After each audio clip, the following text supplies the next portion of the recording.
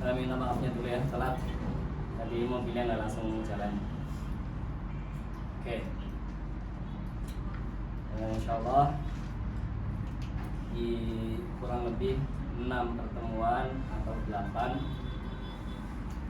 dari hari ini sampai nanti 6 atau 8 ke depan kita akan belajar bersama ya, ilmu ushul fikih lewat kitab Matan Waraqat.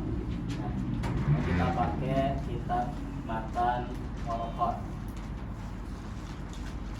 Jadi nanti kita yang dibaca itu matanya, cuma nanti kita juga merujuk ke beberapa syarah. Mungkin kita akan pakai syarah yang jadi rujukan utama, syarah yang judulnya Qurratul Ain, yang ini kitabnya ya, atau mungkin cetakan lain namanya Qurratul Ain, atau nanti pakai syarahnya Imam Mahalli juga nggak apa-apa. Oke. Terus untuk kitab pendamping juga yang pembahasannya cukup atau lebih luas dari syarah ini ada, kalian bisa pakai kitab judulnya kalau nggak salah Nafahat ya, ini kitab ini.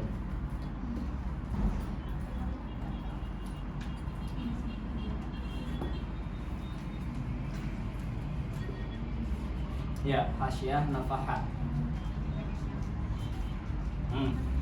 Hasyiah Nafahat, hasyiahnya syarahnya Imam Mahalli ya. Ya, intinya kita bakal muter-muter ke syarahnya Imam Mahalli ya. Jadi Imam Mahalli itu nyarah Waraqat, namanya syarah Waraqat. Imam Mahalli itu suka bikin kitab tanpa ngasih nama gitu ya. Kalau ulama yang lain kan ngasih kitab, nanti kitabnya kasih nama. Imam Mahalli itu tidak ya. Kalau nyarah Waraqat ya namanya syarah Waraqat. Kemudian beliau juga nyarah kitab apa tuh namanya, Minhaj gitu. Itu ya syarah Minhaj gitu ya. Ya, tapi kemudian terkenal di pasar dengan nama apa? Ya, Kanzul Abidin. Ya, itu nama bukan dari musonifnya. Kanzul Abidin bukan nama dari Imam Mahallinya, tapi kemudian masyhur dengan nama itu. Mafhum ya? Oke. Nah, Imam Mahalli bikin syarah atas Waraqat. Waraqat ini punya siapa? Punya Imam siapa? Imam Haramain ya, punya Imam Haramain. Abdul Ma'ali Abdul Malik Imamul Haramain. Oke. Itu jadi Matan Waraqat disyarah Matan Waraqat punya Imam Haramain, disyarah sama Imam Jalaluddin Al-Mahalli. Al-Mahalli ini nisbat ke Mahallah Kubro Mesir ya, kalian cari aja di salah satu provinsi Mesir ya, Mahallah Kubro itu Imam Jalaluddin Al-Mahalli. Oke. Terus syarahnya beliau itu ringkas, khasnya beliau tuh gitu, syarahnya ringkas tapi kuat ya. Dan kadang saking ringkasnya itu sulit gitu ya, sulit untuk dipahami. Jadi niat nyarah malah bikin sulit. Niat menjelaskan malah bikin tidak jelas. Oke. Ya bagi kita ya nggak jelasnya. Makanya kemudian syarahnya beliau ini sama Imam Khattab itu disyarah ulang begitulah ya. Atau ditulis ulang dengan bahasa yang lebih mudah dipahami. Oke, dan sedikit lebih luas, yaitu nantinya jadi kitab ini. Jadi kitab Qurratul Ain ini ya, itu bisa dikatakan syarah untuk dua kitab sekaligus, yaitu kitab Matan Waraqat itu sendiri, kemudian syarah juga untuk kitab syarah Waraqat punya Imam Jalaluddin Al-Mahalli. Begitu ya. Oke. Adapun ini yang Nafahat ini kitab hasyiah. Ya, cocok untuk kalian yang kemudian sudah pernah belajar Waraqat sebelumnya atau kitab usul fikih yang lainnya gitu ya. Atau mungkin kalian yang sudah tingkat 2, tingkat 3. Kalian kan berapa sih? Hah? Ya, saya anggap tingkat 3 dulu ya. Biar kalamannya nyambung. Oke. Tingkat 2, tingkat 3 itu sudah ada bekal belajar nahwu sudah, shorof sudah, kemudian mantik juga istilahnya kalian sudah pernah dengar. ada namanya qadiyah, ada namanya tasawur, tasdiq, qiyas, ila akhirih. Oke. Itu kalian baca hasyiah cocok. Gitu ya. Karena nanti di sini pembahasannya lebih didetailkan lagi. Hasyiah itu biasanya mentahqiq. Ya, pembahasan-pembahasan yang dibahas secara mudah dalam syarah, biasanya nanti di hasyiah akan disinggung ini seharusnya tidak seperti itu. Misalnya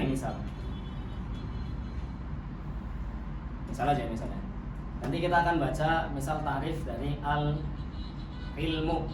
Oke. Al-ilmu itu apa? Apa al-ilmu? Al-ilmu mutlaqul idrak. Oke, boleh. Mutlaqul idrak itu bisa dikatakan al-ilmu. Ya, tapi yang tertulis di sini misalnya ya, itu ma'rifatul ma'lum.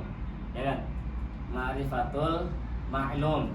Ilmu adalah mengetahui sesuatu yang diketahui. Gitu kan? Gimana itu? Ini muskilah nanti dalam pembahasan ta'rif, dalam aturan-aturan had. Muskilah. Kenapa? Karena kita pengen tahu ilmu itu apa, tapi didefinisikan dengan sesuatu yang juga diambil dari kata ilmu, yaitu tadi al-ma'lum. Jadi kita pengen tahu al-ilmu, syaratnya tahu al-ma'lum. Pengen tahu al-ma'lum harus tahu al-ilmu. Jadi bulat tuh. Oke. Nah, yang tugasnya menjelaskan di sini ada muskilah, ada apa, siapa? Syarih, mentanbih. Ini maksudnya adalah apa? Oke. Yang tugasnya kemudian mendudukan perkaranya dari awal sampai akhir siapa? Muhasyi. Oke. Jadi kalian di syarah bakal nemu bahwasanya oh ini ada muskilah di sini. Ya, terus Anda akan dikasih jalan keluar satu atau dua. Oke, nanti kalau kemudian misalnya ada satu atau dua jalan keluar itu ya, di hasyiah akan dibandingkan mana yang lebih bagus. Ya. Ini jangan-jangan orang menjawab dengan jawaban ini ternyata salah juga misalnya gitu. Itu tugasnya siapa? Tugasnya muhasyi. Oke. Maka bisa disimpulkan juga orang kalau kemudian matan saja belum baca, maka untuk kemudian masuk ke hasyiah buang waktu, buang umur. Gitu ya. Oke. Kalau kemudian dia belum baca matan juga, terus langsung masuk ke syarah, juga itu akan pusing. Di beberapa syarah, kadang beberapa syarah itu menyinggung hal yang disebutnya di belakang, dia singgung di depan. Oke. Makanya yang paling penting untuk dipelajari dengan guru itu apa? Matan. Oke, matan. Karena matan ini akan memberikan gambaran lengkap kepada kalian ilmu apa aja itu ya, katakan ilmu ushul fikih dari awal sampai akhir akan ada pembahasan apa saja. Gitu ya. Jadi akan digambarkan dulu, petakan dulu di usul fikih ini ada apa aja. Oke. Nanti kalau kalian sudah tergambar hal itu, kalian bisa meng-cross check pemahaman kalian, memutolaah gitu lah ya dengan baca syarah, baca hasyiah. Mafhum ini ya? Oke. Dan misalnya nih, ilmu usul fikih dengan kitab usul fikih itu berbeda. Dalam arti apa? Kalian boleh jadi belajar waraqat, ya. Berarti kalian sudah tahu usul fikih yang ada di waraqat. Tidak berarti kalau kalian sudah belajar waraqat tahu semua usul fikih, enggak. Ya. Karena ini dari namanya saja waraqat. Waraqat itu bentuknya apa? Istilahnya apa kalimatnya? Jama apa? Taksir. Ya, bilang. Jama apa waraqat? Muannas salim ya, jama yang pakai alif dan ta di akhirnya namanya jama muannas. Jama muannas salim itu termasuk jama illah. Coba dengar. Jama itu nanti ada dua, ada jama kasroh sama jama illah. Jama kasroh itu yang kemudian jumlahnya lebih dari 10, tembus 10. Oke. Kalau jama illah itu yang nanti jumlahnya hanya dari 3 sampai sekitar 9. Itu jama illah. Ya, jadi dari namanya saja seakan-akan mau ngomong ini hanya beberapa pembahasan usul fiqh gitu ya. Jadi tidak semuanya atau belum dibahas semuanya. Tapi kalau kalian baca ini, insya Allah untuk ke kitab-kitab yang lain sudah ada tasawur. Mafhum ya? Jadi apa yang ada di Waraqat ini adalah ba'du usulil fiqhi, sebagian dari usul fiqh. Usul fiqhnya sendiri itu mazahib, itu kutub, ya, itu ulama banyak. Mafhum ya? Oke. Jelas itu, gitu ya. Terus kita balik lagi ke yang punya matan Waraqat. Tadi siapa? Imamul Haramain, ya, Abdul Ma'ali Abdul Malik bin Muhammad bin siapa tadi aku lupa. Bin Syekh Abi Muhammad Abdullah bin Yusuf Al-Juwaini. Dia Juwain itu negeri yang ada di Naisabur. Naisabur itu di mana sekarang? Naisabur, hah? Ya? Irak. Pakai K, Irak. Kan? Naisabur ada di mana Naisabur? Iran, ya. Sekarang di negara Iran, ya, atau di negara Iran dan sebagian yang Tantan itu ya. Itu Naisabur.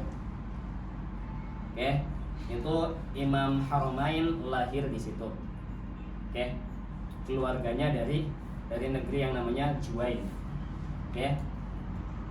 Nah, beliau ini anak dari ulama besar juga, ya, anak dari ulama besar. Jadi tadi siapa? Syekh Abu Muhammad itu Abdullah bin Yusuf itu juga ulama besar, ya, ulama besar dalam madhab Syafi'i. Cuman anaknya lebih pintar lagi, ya, anaknya lebih pintar lagi. Makanya kemudian yang lebih terkenal anaknya itu Imam Haramain.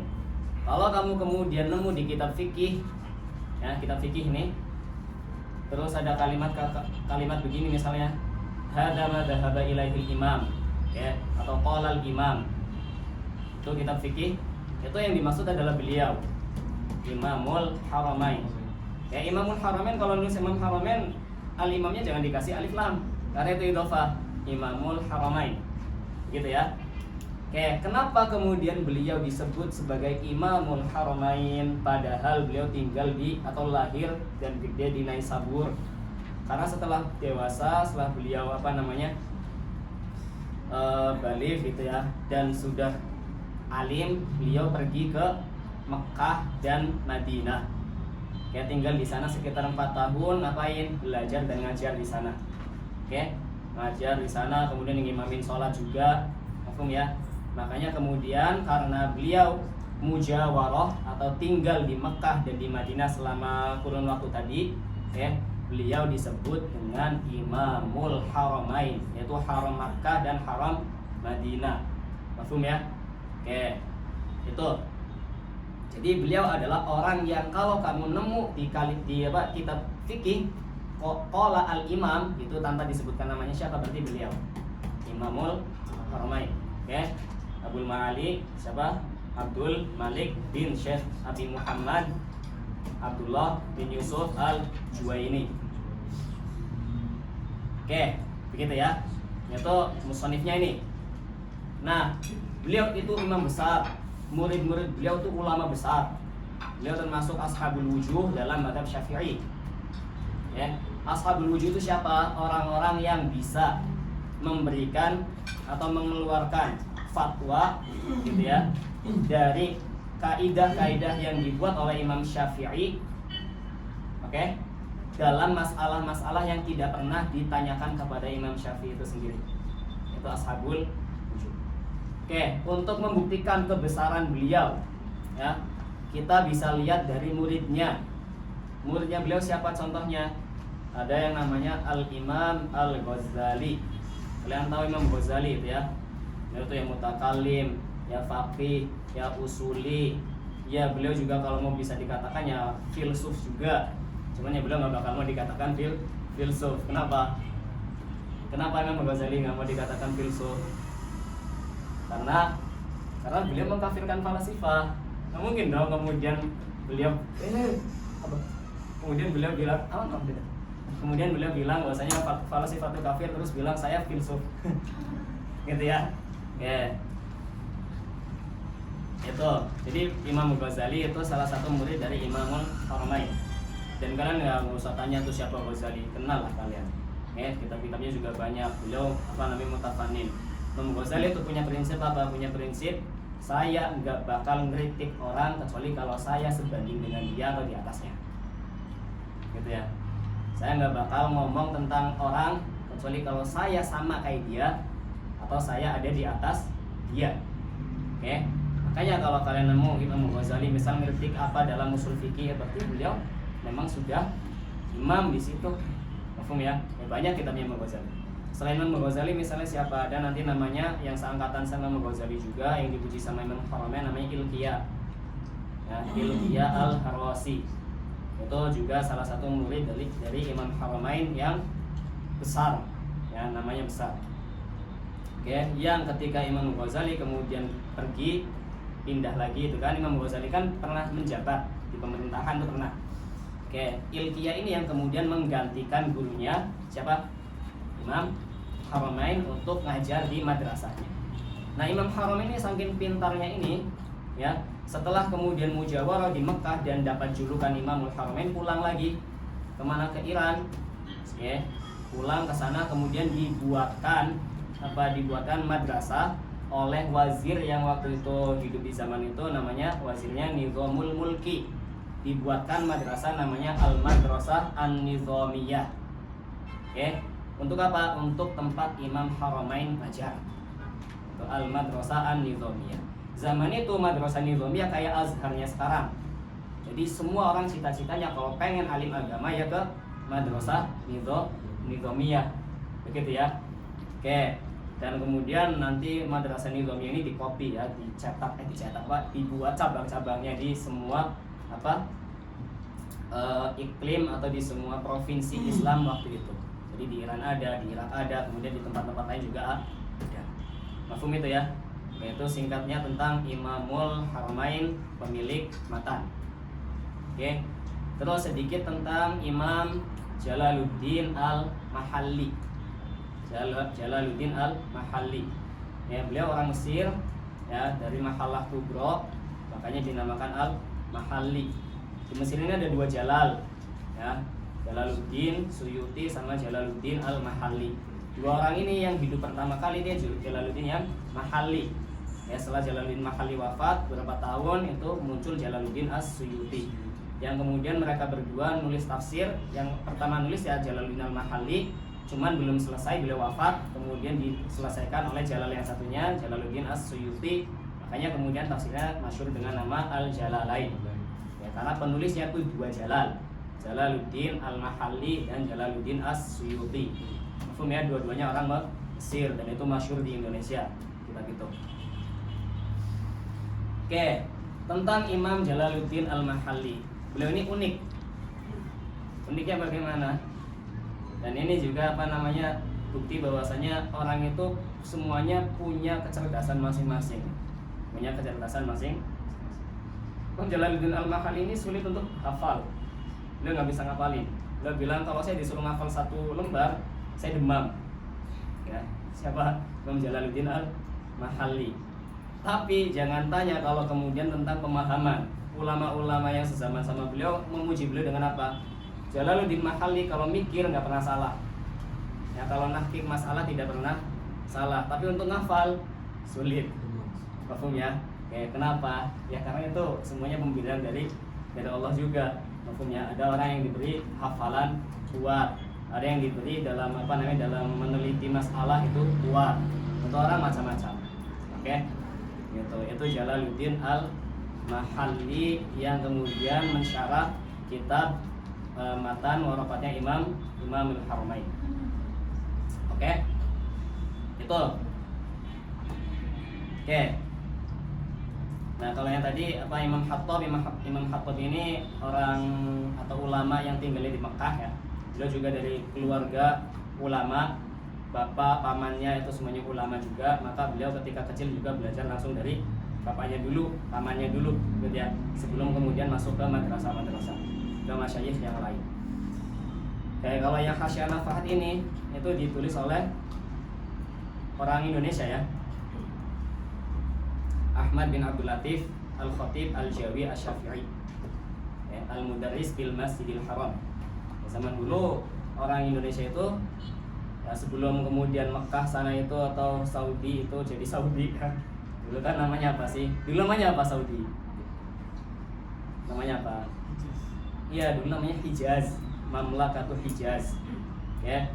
Sampai kemudian di akhir zaman apa dinasti Ottoman itu ya. Kemudian apa namanya terjadi kudeta ya, oleh apa namanya oleh itu Saudi itu, Al Saud, dengan dibantu sama apa namanya ulamanya atau orang yang tokoh agamanya namanya Abdul Wahab, Muhammad bin Abdul Wahab itu yang kemudian mendirikan sekte Wahabi ya. Itu dulu semua orang ketika pengen belajar kemana cita-citanya? Mekah, sebelum ke Azhar atau ke Yaman ya, pasti ke Mekah. Dan mereka nanti di sana mukim. Oke. Makanya banyak kayak misalnya beliau sendiri nih, keluarga beliau itu di situ. Kemudian siapa lagi misalnya Syekh Nawawi Banten di situ. Ya. Dan banyak ulama-ulama lain yang kemudian misalnya kayak siapa tuh? Yang orang Minangkabau itu siapa? Saya Yasin Minangkabau juga situ. Saya Padang kan di situ. Ila akhirih, mafhum ya. Sampai kemudian Wahabi kuat di situ, kemudian ngambil kekuasaan di situ, dilarang macam-macam. Mereka masih pada ke sana. Cuman kemudian sebagian akhirnya minggir ke Mesir, minggir ke Yaman. Akhirnya sekarang kalau nggak ke Mesir ya ke Yaman. Gitu ya. Oke. Itu singkat cerita tentang mereka lah. Kalian kalau pengen tahu ceritanya lebih bisa cari di Google atau di mana, itu juga banyak. Oke, mafhum ini. Kenapa saya cerita tentang beliau? Penting karena termasuk ini madda dari ilmu. Kenapa? Karena semua ilmu yang kalian pelajari itu ada madhabnya. Oke. Nah, kalian dengan tahu siapa yang nulis, siapa yang ngomong, kalian akan tahu beliau itu berafiliasi ke madhab apa. Sehingga nanti kalian bisa memahami kalam beliau dengan baik ketika baca buku beliau langsung yang lain-lainnya. Oke. Dan kalian akan tahu juga bahwasanya ada yang tidak sependapat dengan beliau. Paham ya? Oke. Ya kayak kita misalnya kita Syafi'iyah atau nanti terkenal dengan mutakallimin itu punya usul fikih sendiri yang berbeda dengan usul fikihnya Ahnaf. Ya kan, yang mereka nanti terkenal dengan thariqahnya thariqah fuqaha. Oke. Kita dalam mutakallimin sendiri nanti terpecah juga. Ada ini. Fuqaha juga nanti ada ini. Ya, makanya banyak mafhum ya. Makanya itu pentingnya juga untuk tahu siapa penulis bukunya. Kemudian juga penting tahu beliau misalnya wafat kapan, lahir kapan, untuk tahu apa? Untuk tahu misalnya nih, kitab ini ditulis dengan metode seperti apa. Karena nanti beda zaman, beda cara menulis. Ya awal-awal thariqah itu dua, fuqaha dan mutakallimin. Nanti di akhir-akhir kayak zamannya Imam Subki, Taqiyuddin Subki itu usul fikihnya nanti ada thariqah yang jama'. Jadi dalam satu kitab ditulis dengan metode mutakallim dan juga metodenya fuqaha. Begitu ya. Dan itu bisa jadi sangat beda jauh. Itu pertama faidahnya kenapa kalian harus tahu siapa yang nulis kitab ini, penyarahnya siapa, ila akhirih, karena agar tahu dia afiliasi ke madhab apa. Karena terkadang ada kitab matanya itu ditulis sama madhab A, syarahnya sama madhab B. Itu ada. Ya, misalnya apa? Misalnya kitab yang jadi muqarrarnya kalian itu Minhajnya Imam Baitawi. Tahu kan? Apa namanya? Minhajul Usul. Ya, Minhajul Usul ila ilmil usul. Oke. Itu kan Imam Baitawi itu apa mazhabnya? Syafi'i. Ya. Berarti thariqah dalam apa namanya? Thariqah usul fikihnya berarti thariqah mutakallimin. Ya, tapi kemudian ada orang namanya misalnya Imam Al-Bazdawi. Itu Hanafi, tapi nyarah kitabnya Imam Baitawi. Oke. Dan itu hal yang wajar. Misalnya lagi Imam Al-Ghazali tadi, muridnya siapa? Imam Haramain. Ya, siapa beliau? Pembesar Syafi'iyah kan? Ya, tapi kemudian kitab beliau Al-Mustasfa, ya, diringkas dan ditulis ulang oleh banyak ulama. Salah satunya misal nanti jadi kitab namanya Ar-Raudul Murbi'. kalau nggak salah ya namanya, bukan, namanya Raudhatun Nadhir wa Jannatul Munadhir. Jannatul Munadhir kalau salah namanya itu. Raudhatun Nadhir wa Jannatul Munadhir. Oke. Itu mazhabnya apa yang nulis? Hambali. Ya, mazhab fikihnya Hambali. Oke. Jadi itu ya wajar. Misal ini Imam Haramain itu mazhabnya apa? Syafi'i. Yang menyarah ini Imam Khattab ini siapa? Maliki. Oke. Kemudian ini hasyahnya. Kalau ini semuanya Syafi'i, matanya Syafi'i, syarahnya tuh Jalaluddin Mahalli Syafi'i. Kemudian muhasyinya juga orang Indonesia Syafi'i. Ini murni Syafi'i tulen. Kalau ini dari Syafi'i jadi Maliki. Ya, dan itu hal yang wajar. Mafhum itu ya. Itu faidah kalian tahu siapa yang nulis, siapa ulamanya. Syukur-syukur bisa hafal juga lahir tahun kapan. Ya, agar tahu dia afiliasi ke mazhab apa. Oke, selanjutnya kenapa harus ngomong tentang beliau? Karena tadi saya diminta untuk perkenalan. Ya, lebih penting kalian kenal sama musonif daripada kenal sama saya, gitu ya. Oke, mafhum? Gitu. Jadi itu tentang Imam siapa namanya, Imamul Haramain, juga tentang Imam Jalaluddin Al-Mahalli. Oke, kemudian tentang Imam Abi Abdillah Muhammad Al-Khattab. Oke, kemudian tentang Imam Imam siapa lagi tadi? Inilah tadi yang pemilik hasyah itu yang orang Indonesia gitu ya. Oke, mafhum ini. Gitu. Adapun saya teman kalian gitu ya. Saya sama kayak kalian masih belajar di sini. Ya, niat saya kesini ke tempat kalian untuk sama-sama mutolaah kitab. Ya, mengulang apa yang sudah saya pernah pelajari juga.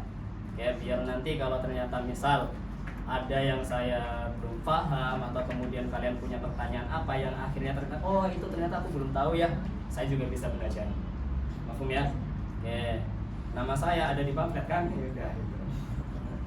Mafhum? Ada yang ditanyakan? Serah mau tanya tentang saya dulu nggak masalah, mau tanya tentang kita nggak masalah, tanya tentang yang lain nggak masalah, asal jangan tanya tentang apa? Tentang apa aja. Oke, silahkan kalau yang mau ditanyakan.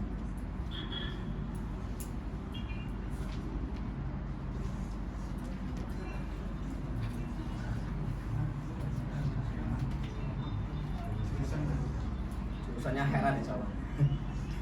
Sebagian saya udah pernah lihat mukanya, udah pernah lihat 2, 3, 6 juga kayaknya. Ini. Yang lainnya mungkin pernah tapi aku lupa mungkin ya. Jurusannya saya di sini dulu Dirasat Islamiyah. Dirasat Islam. Ya siapa? Mana? Anak Dirasat ente. Tingkat berapa?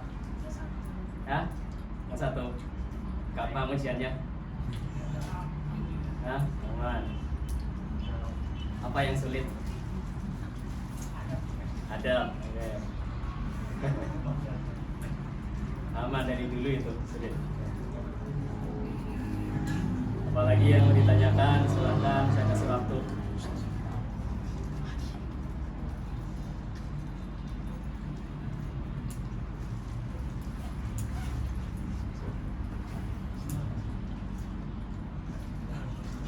Oke, nah saya Izul. Ya, di sini kuliah di Fakultas Dirasat Islamiyah. Sekarang lagi S2. Ngambil jurusannya syariah. Insya Allah dari yang syariah ini yang diambil itu yang fikih am, ya. Terus tinggalnya di Darosah. Gitu. Ya, orang Darosah apa? Di Indonesia. Saya orang Brebes. Orang Brebes. Jawa Tengah perbatasan sama Cirebon. Ada orang Brebes ini? Nggak ada kan? Orang mana kalian? Orang Indonesia. Jawa Timur. Orang Malang. Malang. Kalau kawan-kawan saya banyak yang ke Malang, ke apa tuh universitas namanya? UB ada, yang di UB ada, di UN ada. emang belum? malah Belum ada yang di situ kayaknya, belum pernah lihat. Ya tapi ke UIN, yang UIN apa namanya? Maulana Malik, ya udah ada teman saya di situ, udah selesai, udah pulang dari rumah. Terus ada juga yang di UB itu ada pondok namanya apa, pondok apa? Luhur, pondok apa namanya? Pokoknya di situ ada, yang juga udah lulus, selesai. Malang ada dulu teman di pondok, ada di kelas orang Malang. sukun. Namanya barangkali tiba-tiba ada dari kalian yang kenal, namanya dia Robin. Ya lulus dari sana, masuknya lanjutnya ke Yaman. Sudah ada kelar selesai. Barang kalian ini ketemu di jalan kan?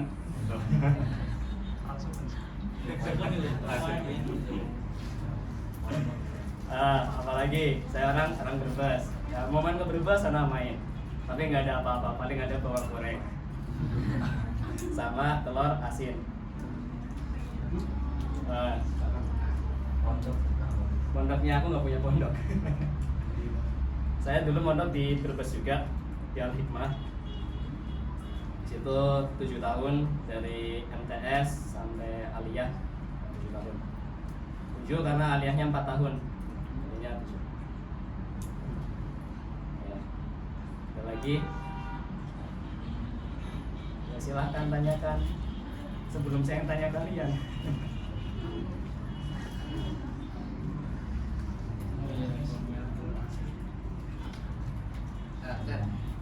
Menurut Antum, pendapat Antum tentang nomor kos ini kan sistem baru gak sih? Terus Daripada dulunya kan belum ada tuh. iya.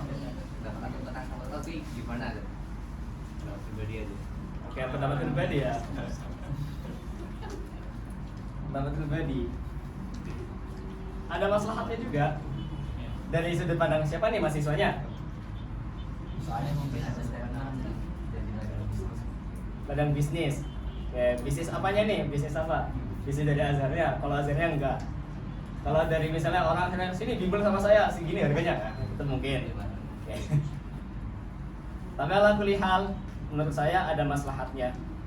Karena saya sendiri melihat banyak dari ya kawan-kawan kita yang kemudian misalnya sampai sini nih, mereka nggak sempat ikut ujian, datang telat gitu loh. Telat sama sekali, ujian udah selesai dia baru datang. Padahal nanti termin 2 dia ujian, ya kan? Jadi orang-orang kayak gini kebantu dengan adanya summer ini. Oke, bayar, ya bayar. Berarti gimana kan dia juga nggak salah, ya nasib berarti itu kan. Ya, nasibnya kayak gitu. Oke, jadi ada maslahatnya, ada maslahat. Cuman ada tidak baiknya enggak? Ya mungkin ada ya untuk orang-orang yang kemudian apa namanya? Misalnya nih, mereka yang apa ya? Yang mungkin ya bahasanya saya mungkin yang lebih enak aja lah. Yang malas ya jadi udahlah nggak apa-apa, ada summer juga, ya mungkin, ya kan? Atau misalnya ujiannya kan misal 10 madah, udahlah 5 gitu kan dibagi 2 gitu kan dia. Ya, tapi alhamdulillah juga itu maslahat buat dia barangkali emang tidak mampu kan. Karena saya juga lihat beberapa kawan-kawan ada yang memang sulit banget muqarrar itu bagi dia. Ya, dan itu sangat wajar karena nggak tahu ya, kurang disaring lah yang masuk sini itu menurut saya. Itu aja, kurang disaring. Kalau emang nggak mau nyaring ya udah dibakalin yang benar. Gitu lah. Nah, pengen nih banyak masuk sini ya nggak masalah. Yang penting dibakalin yang benar biar dia juga ke sini tidak nanti tersiksa gitu. Saya lihat teman kalau misalnya ini mau ujian besok ujian, dia nggak tidur sampai kemudian pulang ujian baru tidur. Kayak tidurnya misalnya katakan 5 jam, habis itu bangun dan nggak tidur lagi sampai mau ujian lagi, atau sampai selesai ujian lagi baru tidur lagi. Itu aku lihat sendiri, aku kenal orangnya, kasihan kayak gitu. Ya bikin penyakit juga kan. Itu yang salah siapa? Ya nggak ada yang salah. Oke, jadi kita jangan nyari yang salah siapa, kita berbenah aja masing-masing gitu ya. Makanya ya yang udah di sini, misal kalian di sini terus nanti kalian sudah jadi senior, punya junior, kalian bisa ngajarin apa gitu, ajarkan. kalian punya pengalaman apa, kasih tahu ke dia, gitu ya, biar nanti dia lebih baik dari seniornya, kayak gitu. Jadi kalau misalnya summer course setuju nggak? Saya setuju aja sih, karena lihat ada orang-orang yang banyak yang membutuhkan. Cuman yang sampai sekarang udah keluar jadwalnya belum? Oh sudah? Kapan? Iya, jadwalnya keluar kapan? Oh iya. Ada yang beda. Oh, saya tuh sampai semalam besoknya, berarti hari ini ujian nih, semalam saya tanya ke orang, jadwalnya udah keluar belum? Dia bilang belum. Ya, karena mungkin beda fakultas atau apa, atau mungkin dia nggak update infonya kali. Ya paling masalahnya di situ. Masalah di situ. Jadi memang harus ada berbenah juga dari pihak masalahnya juga. Gitu ya. Ya. Mungkin lah kuliah menurut saya apa-apa lah, ada masalah. Lagian juga orang sekarang sekarang kan datang pengennya lulus kan. Orang zaman dulu enggak. Datang ke sini pengennya talaki. Maunya dulu orang ya gitu. Tua di sini. Atau di sini maksudnya. Iya, maksudnya ujian emang sengaja nggak berangkat, ngapain? Ya emang ngapain lulus aja. Makanya dulu ketika nasihatin dulu saya ketika maba dinasihatinnya apa? Dinasihatinnya gini. Kamu jangan nganggap ujian nggak penting. Jangan nganggap kuliah nggak penting. Kamu kesini pengen belajar, pengen ngaji, pengen talaki, pengen apa. Tapi kalau nggak lulus juga, itu juga jelek, gitu ya. Kenapa? Karena sebelum saya masih banyak orang yang kemudian sengaja tidak ujian, bukan karena tidak mampu, karena tidak mau, gitu ya. Itu muskilah juga kan, muskilah. Tapi sekarang yang saya lihat, ketika saya turun di lapangan juga, bukan lagi tidak mau, tapi memang banyak yang tidak mampu, gitu ya. Jadi ya kebalik lah. Jadi karena itu ya maslahat itu summer course itu. Ya, oke. Jadi wawancara kayak gini.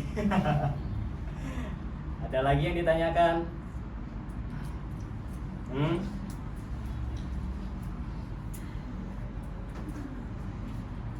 Yang ditanyakan? Silahkan tanya apa saja. Riwayat organisasi. Riwayat organisasi. Oke. Oh, saya di sini nggak ada pengalaman organisasi kecuali di alma mater. Tapi dulu pas sekolah di MTS itu saya masuk OSIS bagian mading ya, majalah dinding gitu, gambar-gambar kayak itu, nulis-nulis, bikin notasi puisi macam-macam itu. Oke gitu. Terus di aliyahnya jadi ketua OSIS sama ketua MPK. Terus lulus, bosan organisasi mulu kan, gitu. Akhirnya sejak itu sampai sekarang nggak pernah masuk organisasi lagi. Jadi nggak ada pengalaman di senat, nggak ada. Di kekeluargaan juga nggak ada. Cuman ngurusin kawan-kawan ada yang kelas aja yang ada di alma mater. Dan itu juga cuma setahun. Setelahnya cuma ya udah main-main aja gitu, nggak ada jabatan jadi ketua, jadi wakil, jadi apa. Jadi itu. Selain itu gimana? Selain itu saya di rumah aja.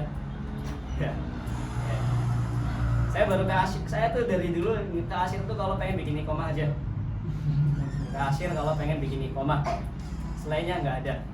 Padahal KSW kan di asyir tuh. Ya. Tapi nggak pernah. Makanya nggak dekat sama anak-anak KSW. Terus juga baru ke asyir ya setelah LC. Siap ke asyir untuk selain iqomah gitu ya. Selain urusan inilah, urusan iqomah macam-macam itu yang di konsuler lahirihi ya, setelah LC misalnya ke sini ya kan, ke rumah temen kan, jadi temennya udah lumayan banyak kan, udah lama, jadi ada yang temen di asyir gitu ya, atau kemudian hanya sekedar untuk makan di sini diajak orang juga ke asyir ya, kayak gitu. Jadi kalau tentang organisasi saya tidak ahli begitu ya, tidak berpengalaman juga. Ada lagi yang dikepoin?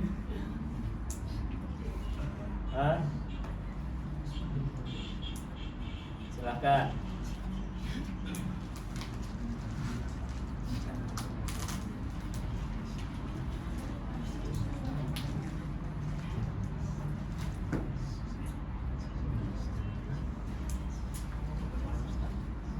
Sudah. Tidak ada yang mau ditanyakan lagi. Aman. Oke.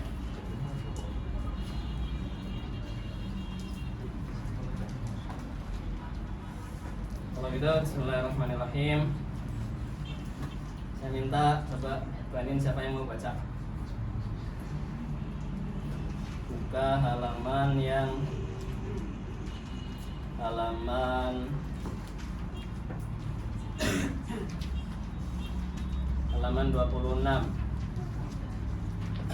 Ya.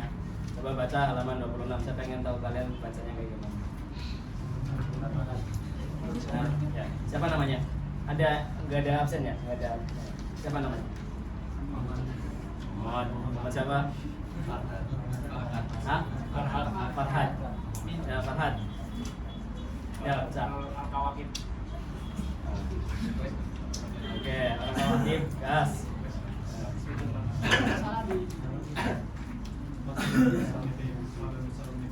Hah? Mana? Ya, ulangi, keras.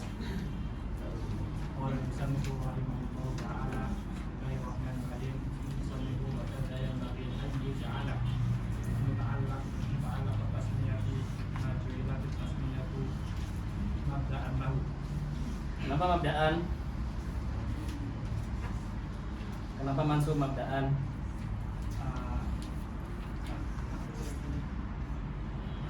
Jangan grogi saja.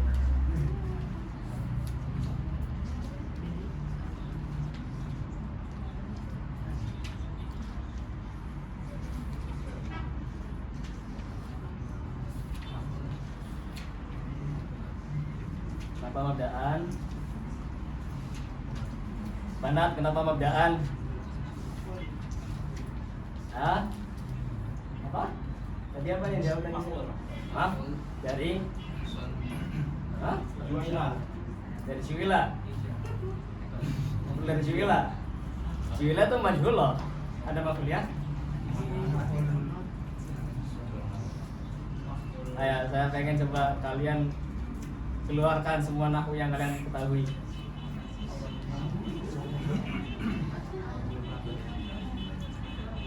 Hah? Ya siapa? Banin, siapa? Yang tadi bisa apa? Ini.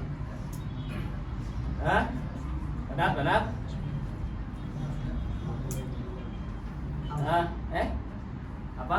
Siapa yang tadi jawab? Ente yang cetak bukan? Fauzan? Apa Zan? Al? Salah. Yang salah jangan diulang berarti. Maf'ul apa? Enggak, salah. Hah? Maf'ul bukan? Nah, apa? Maf'ul? Apa?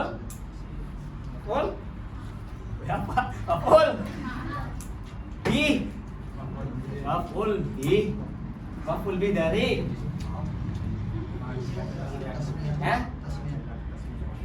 satu aja dong, dari ju'ilat. Dari ju'ilat. Kenapa dari ju'ilat? Bener ya, sih nyalain kamu. Gak ada kan? Gak ada. Kenapa maf'ul dari ju'ilat? Kenapa, Bar? Iya kan dia udah maju tuh. Duraba Zaidun Amran tuh. Duriba Amrun. Mana maf'ulnya? Karena mutaaddi sih kamu pula. Karena fi'il mutaaddi maf'ulnya 2. Yang maf'ulnya 2. Oke, karena ja'ala ini maf'ulnya 2. Maka kalau dia dimajhulin tetap punya maf'ul bi 1. Gitu ya. Oke. Lanjutin. Farhad. Al-Fatirul Aqilu.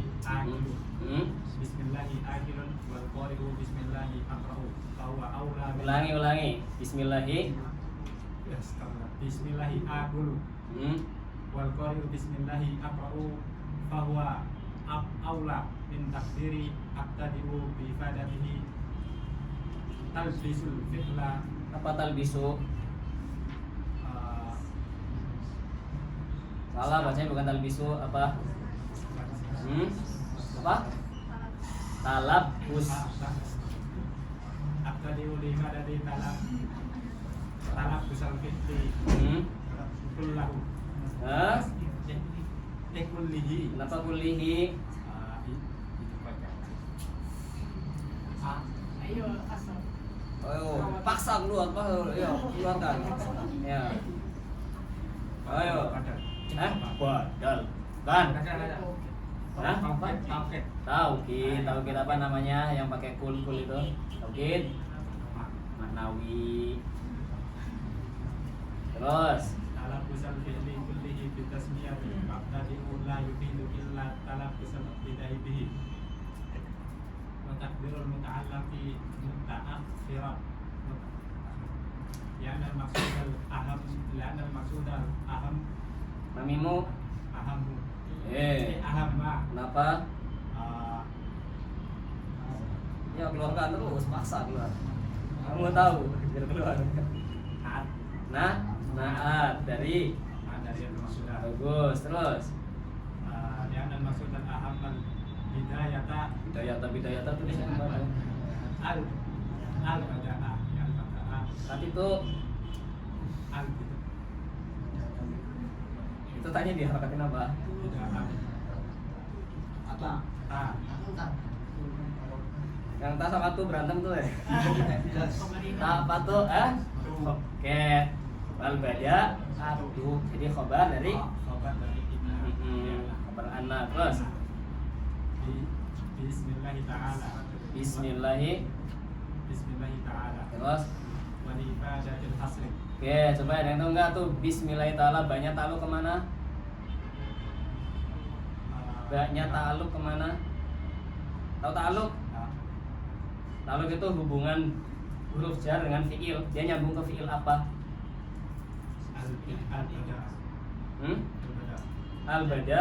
Al-bada'ah bagus. Al-bada'ah bisa jadi muta'alaq kalaupun dia bukan fiil karena dia masdar. Dia bisa beramal seperti fiil. Kayak yang lain coba baca. Coba banding dulu.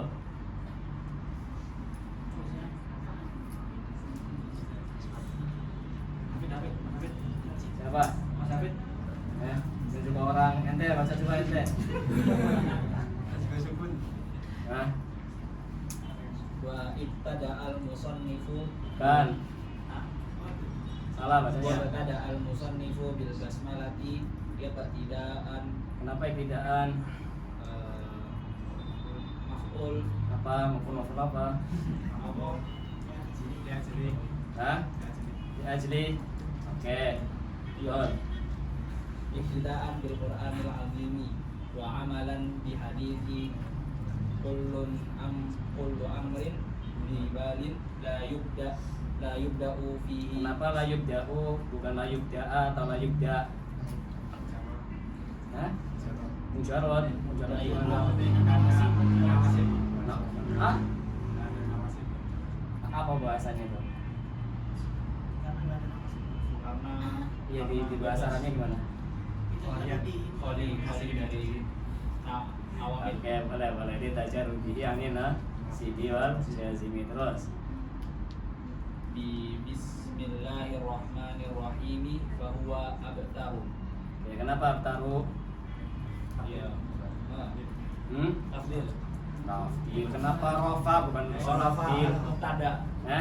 Ada lagi apa? Khobar. Oke. Nah, kenapa enggak abtarun?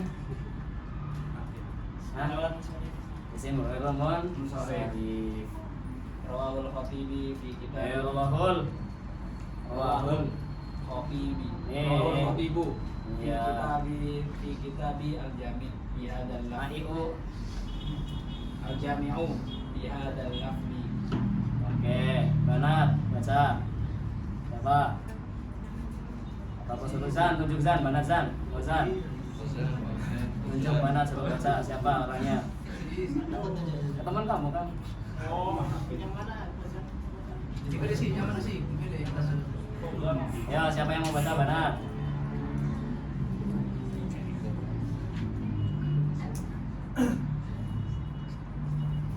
Nah, siapa Bar? Tunjuk Bar.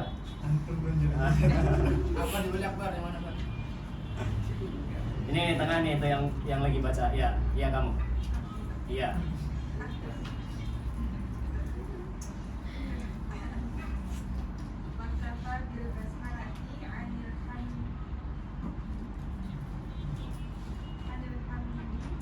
Nih.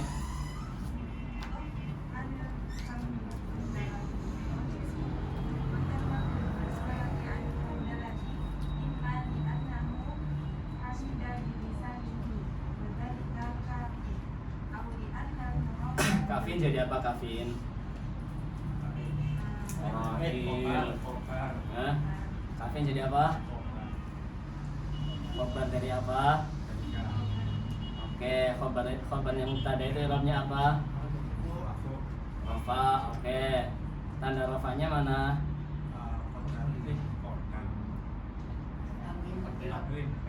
Tanwin lagi. Siapa yang ngajarin tanda rafa itu tanwin?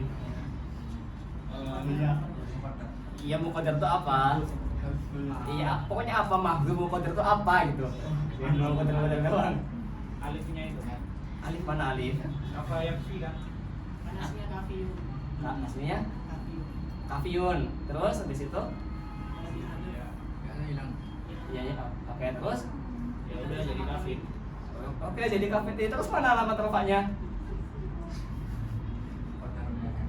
Iya, ya apa? Alhamdulillah. Nggak ada rafa itu tanda hati hamil nggak ada. Ya emang dari dulu gini lah.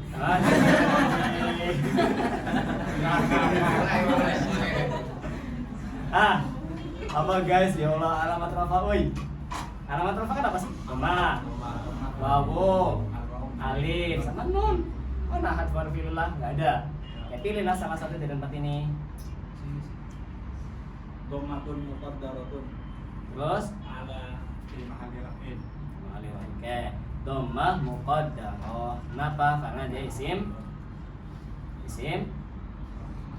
man aman.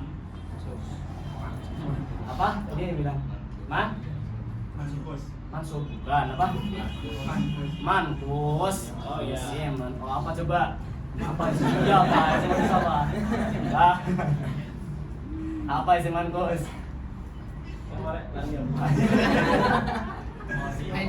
Isim mankus yang kayak kodi, ya kodi.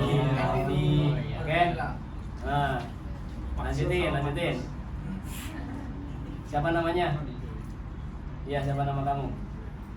Siapa namanya? Ah? Ica. Ya, Ica lanjutin.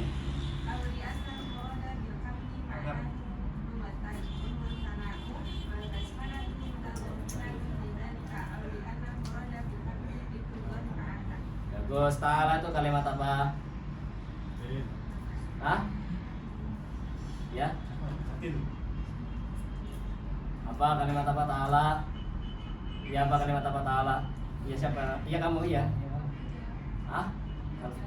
Jalalah tuh ya Allahnya tuh, ta'alanya. Kalimat apa ta'ala? Apa nih yang depan nih namanya apa? Siapa nama kamu jubah hitam? Zaki. Apa Zaki ta'ala kalimat apa Zaki? Nah. Gak tahu Zaki. Hah? Fi'il apa? Fi'il madi. Mudhari'nya kayak gimana?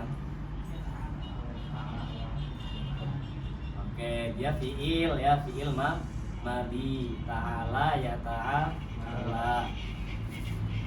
Oke. Terus satu lagi itu bawahnya siapa? Yang lain. Nanti jangan Ica tunjuk teman Ica.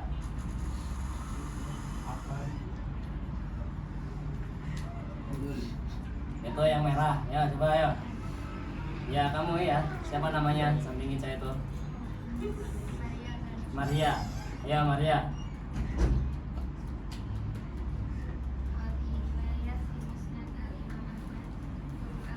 Jadi Ahmad jadi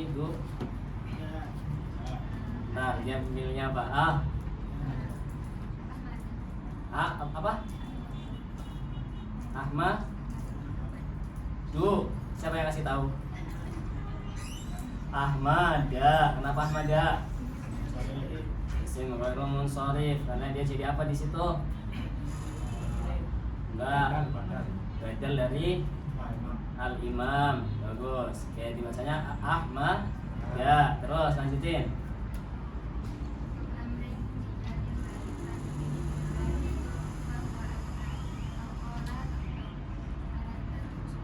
Oke. Sudah tadi kalian lihat semua kan? Coba ada yang bisa menjelaskan nggak ini ngomong apa? Ini gampang nih, belum masuk usul fikih. Bismillah. Iya, coba kayak gimana? Coba. Farhad. Terus Farhad. Di tasbih. Iya, jelasin coba Jelasin, pahamnya. Sebaiknya dijadikan alif dari kata tasmiyah. Hah?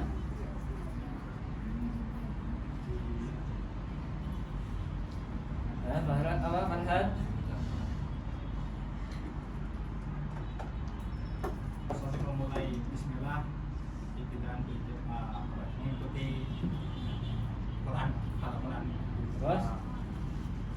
Dengan diawali dengan Bismillah maka juga dengan Bismillah. Amalan dengan isi juga mengamalkan dari hadis. Kemudian kundum amrin dibalik dari lain dari Bismillahirrahmanirrahim.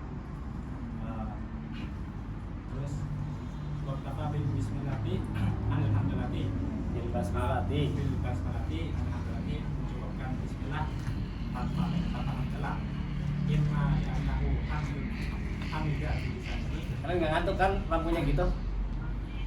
Yang mana nggak ngantuk kan? Oke. Oh. Terus apa? Imma karena dia itu dicukup memuji bilasani di isti'anah di bisa ini atau bisa ini maka dikatakan dan itu cukup untuk menyebutkan bismillah awli anal murad bil hamdi mana menubutan bahwa tanau Oke, belum ke lebih jauh. Kamu lagi menjelaskan apa? bismillah Dari sudut pandang apa? Iya. Masalah apa yang mau didudukan ini masalah apa?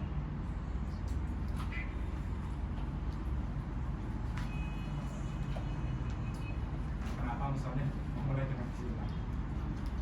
Iya, oke itu pembahasan umumnya tuh. Kenapa ada bismillah di awal? Terus yang tadi yang kamu sebutkan tuh yang apa?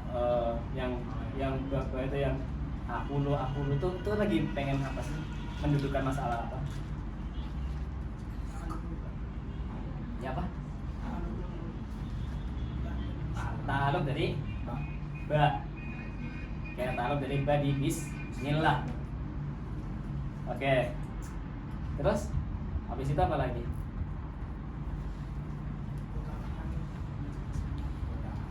Mana yang bilang teman Yusuf baca bismillah? Itu yang tadi anusan nih, yang ini Bul Amrin. Ya. Bagus. Mantap. Oke. Cukup bagus lah ya. Saya anggap yang lainnya juga sama kayak dia.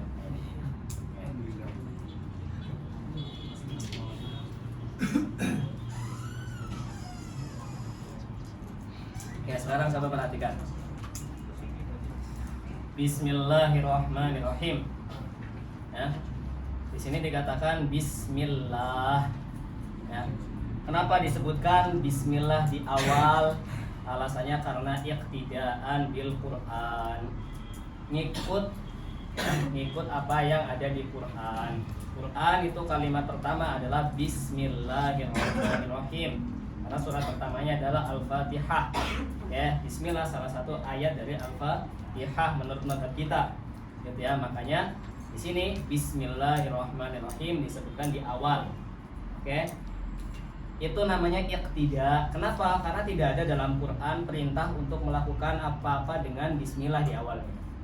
Ya, tapi di hadis ada, makanya kemudian ketika hadis dibahasakan dengan imtithal, melaksanakan perintah dalam hadis yang berbunyi kullu amrin dibal la yubda'u bihi bismillah bahwa aqta ajzam ila akhirih.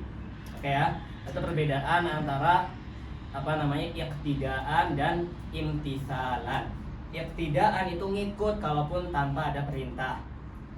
Oke, imtithalan itu melakukan karena diperintah. Mafhum ya? Jadi iqtidaan bil kitab maksudnya bil Quran sama imtithalan bis sunnah karena memang dalam sunnah ada perintah. Oke? Itu bismillah. Sekarang beliau bismillah untuk apa? Untuk memulai apa? Gitu ya. Nah, di sini ulama ada dua pandangan. Mereka yang bilang kemudian bismillah ini maksudnya adalah bismillah abtadi seperti hadisnya la yabtadi atau la yubtada. Oke? Tidak dimulai. Mafhum ya? Ya, maka yang dimaksud dengan bismillah adalah saya memulai dengan berbismillah. Mafhum ini? Oke. Tapi kemudian ulama yang lain bilang tidak, ada ta'alluq atau ada muta'alaq yang lebih bagus. Yaitu apa? Muta'alaqnya adalah fi'il sesuai dengan pekerjaan yang ingin dia lakukan. Kalau dia pengen makan, bismillah, maka muta'alaqnya bismillah akul. Kalau dia pengen nulis, maka bismillah aktubu. Kalau dia kemudian pengen membaca, bismillah akro. Mafhum ya? Oke, jadi ada model bismillah ta'alluqnya ke abtadi, ada model bismillah ta'alluqnya ke fi'il yang bermacam-macam. Oke, misalnya akro'u, akulu, terus apa lagi ashrobu, aktubu, ila akhirih. Oke, termasuknya di sini bismillah usonnifu. Bismillah saya akan mengarang buku, menulis buku. Mafhum ini ya? Oke. Ta'alluq yang kemudian tadi pakainya abtadi itu namanya ta'alluq yang am. Karena bisa dipakai untuk perbuatan apapun. Ta'alluq yang kemudian berubah-ubah sesuai dengan pekerjaannya namanya ta'alluq khas. Karena dia kalau pengen makan yang ngomongnya bismillah akulu. Oke. Jadi khusus untuk makan. Nggak mungkin dong kamu bilang bismillah akulu terus kamu habis itu lari. Ya kan? Oke. Atau bismillah adrusu berarti khusus untuk belajar, makanya dikatakan ta'alluqnya itu khos. Mafhum? Oke. Nah, itu. Kemudian apa? Kenapa musonif bilangnya bismillahi usonnifu, enggak usonnifu bismillah? Itu masalah kedua yang pengen didudukan. Oke. Karena ya yang dimaksudkan dari mengucapkan bismillah adalah ya kalimat bismillahnya itu. Makanya kemudian dia harus dikedepankan bismillah apa bismillah. Paham ini ya? Faidah yang lainnya untuk apa? Untuk hasrah. Hasrah itu apa? Saya tidak makan, saya tidak belajar, saya tidak ini kecuali dengan bismillah. Mafhum? Mau ngomong itu tuh apa namanya li ifadatil hasri, seakan-akan mau ngomong apa? Saya itu belajar, saya itu makan, saya itu tidur, saya itu melakukan apapun ya tidak akan bisa saya lakukan kecuali kalau ada bismillah. Kalau apa namanya ada Allah. Paham ini? Oke. Ini masalah yang kemudian didudukan di syarah kenapa sih ada kalimat bismillah. Mafhum ya? Model-model seperti ini. Mafhum itu? Oke, jadi yang dibahas di sini adalah muta'alaq dari bab bismillah itu apa dan kenapa muta'alaqnya tidak dimajukan tapi diakhirkan, tidak ditakdim tapi ditakhir. Jelas itu? Oke, adapun arti hadis dari kullu amrin la yubda'u fihi bi bismillah fahuwa apa? Abtar maksudnya adalah segala hal baik yang dimulai tanpa mengucapkan bismillah di depan, maka itu akan kurang berkah. Ya, akan kurang berkah. Abtar artinya naqisul barokah, tidak berkah atau kurang barokahnya. Paham ya? Oke. Nah, barokah itu apa? Barokah itu adalah ziyadatul khair. Ya, ziyadatul khair. Misalnya kitab jadi berkah dengan bermanfaat untuk orang lain, gitu ya. Oke. Itu beliau setelah bilang bismillah bilang apa? Bismillahirrahmanirrahim. Hadhihi waraqatun. Ya. Sebetulnya mana kok ada penghapus doang? Oh, di bawahnya. Oh, sorry. Kelihatan. Tutup dia tuh kayak gini kan kelihatan. Oke. Kelihatan nggak dari belakang? Kelihatan? Pakai yang hitam ya.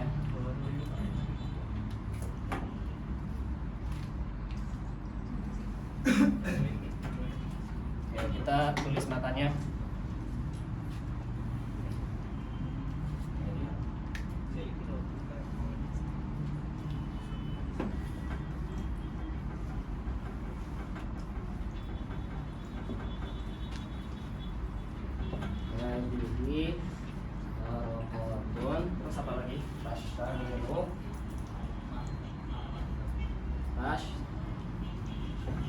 yashtamilu ala ma'rifati usulin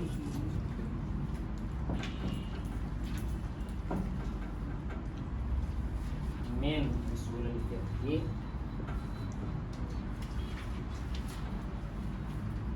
terus habis itu dzalika mu'allafun min juz'ain.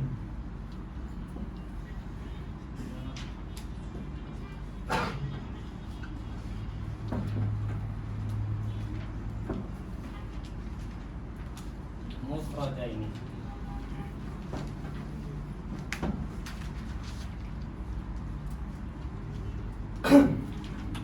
Oke, sampai sini dulu. Sebenarnya ada 4 hasil akhir. Titik ya. Nanti ada fal.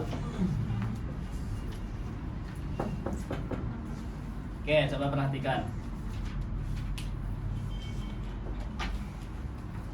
Dia bilang apa tadi? Bismillah. Yang tadi kita bahas adalah ini buat ta'aluknya kemana? Oke ya. Oke, kenapa kemudian ketika menjelaskan juga para masyayikh itu bilangnya Bismillah abtadi, Bismillah aqra'u, Bismillah apa? Kenapa yang jadi mutalak kita kira di belakang? Misalnya ini ada tadi 2 ya.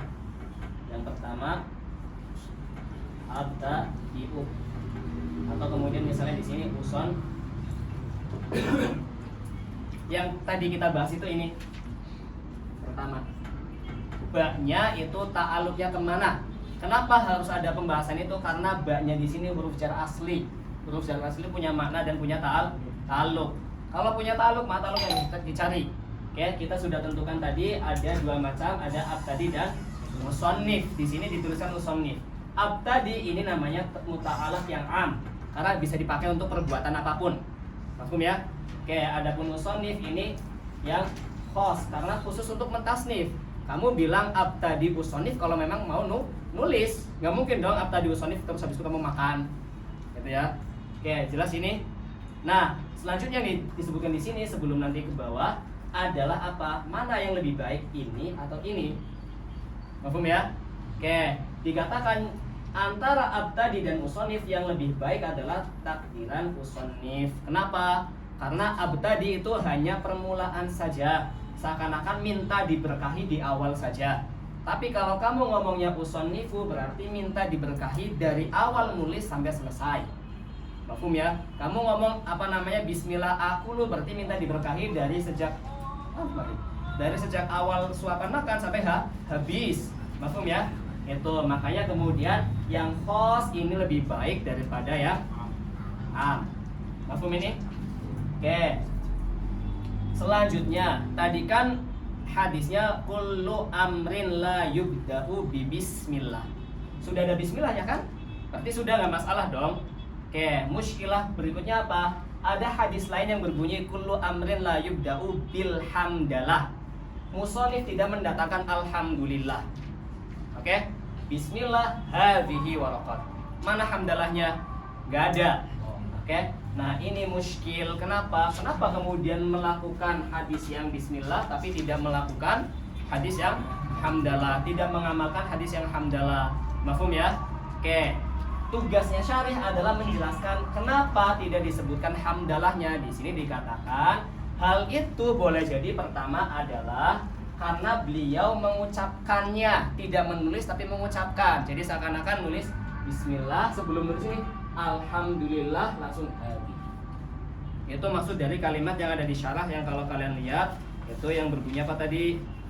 Yang berbunyi waqtafa bil basmalah anil hamdalah imma li annahu hamida bilisanihi. Hamida bilisanihi maksudnya beliau ketika nulis bismillah setelah selesai ngomong alhamdulillah terus langsung habis. Mafhum itu? Oke. Nah, itu jawaban untuk yang bertanya, loh kenapa musonif tidak menyebutkan hamdalah? Kenapa pilih-pilih mengamalkan hadisnya? Dibantah, enggak, musonif mengamalkan dua-duanya. Satu diamalkan dengan cara tulisan, satu diamalkan dengan lisan. Mafhum itu ya? Oke. Nah, selanjutnya ada cara kedua untuk menjawab dengan bilang apa? Ada loh hadis lain yang berbunyi apa? Kullu amrin la yubda'u atau la yuftahu bi dzikrillah. Bizikrillah. Jadi yang pertama ini bismillah. Oke, ini kan sudah tentang nih berhasil. Kan ada. Oke. Yang kedua bil hamdalah. Ini nggak ada. Oke. Ini nggak ada di tulisan. Ini yang muskilah. Makanya pertanyakan. Mafhum? Dijawab dengan apa? Ada hadis ketiga yang berbunyi bizikrillah. Oke. Bismillah zikir bukan? Zikir. Hamdalah zikir bukan? Zikir. Oke, makanya kemudian beliau bilang boleh jadi yang dimaksud musonif adalah pertama jawaban yang ini tadi hamdalahnya dengan lisan, yang kedua adalah yang diamalkan hadis ini. Ya. Hadis ini nih bizikrillah. Nah, zikir itu cukup dengan bismillah enggak? Cukup. Makanya sudah enggak masalah. Mafhum ya? Ya, dengan misalnya dikatakan aslinya hadisnya itu ini, tapi kemudian diriwayatkan dengan riwayat lain yang lafaznya berbunyi bismillah, tapi yang dimaksud zikir. Ada riwayat lain yang lafaznya adalah alhamdulillah, tapi maksudnya adalah zikir. Mafhum? Jadi yang penting ada zikir di depannya, entah itu bismillah atau alhamdulillah, itu sudah mengamalkan hadis ini. Mafhum ya? Maka tidak ada yang namanya musonif pilih-pilih hadis. Mafhum itu? Oke. Itu yang kemudian pengen dibahas sama syarih sebelum masuk ke hadhihi waraqatun. Jelas? Cocok nggak dengan cara seperti itu atau pengen langsung usul fikih adalah ini begini? Hah? Cocok? Cocoknya nggak meyakinkan. Oke, lanjut dulu. Selanjutnya hadhihi kalimat apa? Isim isyarah. Hadhihi ini namanya isyarah tuh kayak gini nih. Nunjuk. Ada yang ditunjukkan namanya musyar ilaih. Nah, ini hadhihi ini tuh apa? Oke. Dibahas ini ya maksudnya adalah waraqat. Oke. Tapi kemudian waraqatnya kan dituliskan di awal kan? Ini adalah waraqat. Mana tulisannya? Belum kan? Kan baru ngomong hadhihi waraqat. Oke, kalau kayak gitu berarti kalau ini hadhihi waraqat muqaddimah ditulis sebelum kitabnya selesai, maka musyar ilaihnya ada di kepala. Ide yang akan dituliskan. Oke. Ide yang akan ditulis itu musyar ilaihnya. Oke, tapi kalau kemudian muqaddimahnya dibuat setelah kitabnya selesai, maka musyar ilaihnya itu mahsus, yaitu kitabnya ini udah selesai, tinggal dibuat muqaddimahnya aja. Kayak kamu bikin buku tinggal dikasih kata apa sih namanya? Kata pengantar, kayak gitu ya. Mafhum itu? Itu jadi yang selanjutnya dibahas adalah hadhihi. Oke, hadhihi mubtada. Nih, mubtada ini ya. Oke, waraqat jadi khabar. Hadhihi waraqatun. Waraqatun itu adalah jamak dari waraqah. Ya, kertas. Ya. Atau bahasa lainnya zaman dulu waraqat itu bisa dikatakan risalah. Itu kitab yang kecil. Mafhum? Oke. Waraqat tadi di awal sudah saya singgung juga, dia jamak dari waraqatun dan dia jamaknya namanya jamak mudzakkar jamak muannas salim karena berakhiran alif dan ta. Oke. Kenapa beliau milihnya dengan kalimat waraqat? Untuk menunjukkan, untuk memberi isyarat bahwasanya kitab ini akan ditulis dengan ringkas dan tidak akan menyebutkan semua pembahasan usul fiqh, hanya pembahasan-pembahasan yang harus diketahui oleh mubtadi. Mafhum ya? Oke, makanya kemudian digunakanlah jamak muannas salim yang mana dia termasuk min jumu'il tillah. Ya, jamak kalau kalian pakai alif dan ta nanti masuknya ke jamak tillah. Jamak tillah itu yang jumlah, jamak kan berarti yang lebih dari 2 atau lebih dari 1. Oke. Tillah itu hanya sampai 9 atau 10. Ya. Kalau jamak kasrah berarti dari 2 atau 3 sampai seterusnya tidak terbatas. Mafhum ya? Oke. Jadi kenapa dipilih kalimat waraqat bukan yang lain? Untuk menunjukkan, memberi isyarat kalau ini kitabnya bakal kecil. Oke. Terus kenapa bilang kitabnya kecil? Untuk menyemangati mubtadi. Orang kan ketika baru belajar pengennya yang singkat, yang ringkas. Oke. Kalau kemudian dikasihnya langsung setebel ini, balik dia kan? Keren ya. Habis itu pusing, yang berangkat sekali habis itu berangkat lagi. Oke. Ini apa namanya? Kenapa kemudian pakainya jamak qillah agar apa? Agar yang belajar jadi semangat. Kenapa? Karena sedikit kok. Paling berapa lembar kok, gitu kan? Kayak apa sih? Kayak misalnya Allah tuh di dalam ayat Quran bilang apa? Yang tentang puasa. Ayyaman ma'dudat. Puasa tuh berapa lama? Sebulan kan? Tapi kalau kamu ngomong nih, kamu harus puasa sebulan. Sama kamu puasalah beberapa hari doang kok. Mana yang kedengaran mudah tuh mana? Yang beberapa hari doang kan? Kayak Quran bilang tidak bilang dengan syahron wahidan, tapi bilangnya ayyaman ma'dudat. Puasa Ramadan itu ya cuma beberapa hari bisa dihitung. Untuk apa? Untuk memberikan apa namanya efek psikologis gitu ya. Bahwasanya ini mudah. Paham? Nah, kalian dari hal ini aja berarti sudah tahu tuh gimana ulama setiap katanya dalam kitab yang ditulis tidak ada yang sia-sia, tidak ada yang asal ya tambahin biar keren, nggak ada ya, ditulis dengan alasan. Tashtamilu. Apa tashtamilu? Mencakup. Alama atau yahtawi ya. Ala ma'rifati usulin min usulil fiqhi.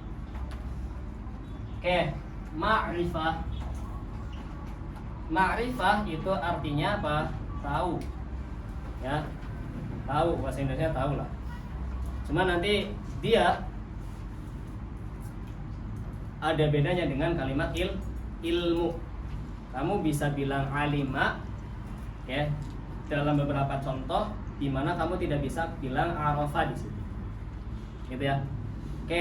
Ma'rifah itu apa sih? Ma'rifah itu ilmu tapi yang dia ada setelah tiada. Saya nggak tahu nih kalau kemudian di sini ini ada namanya ikadu.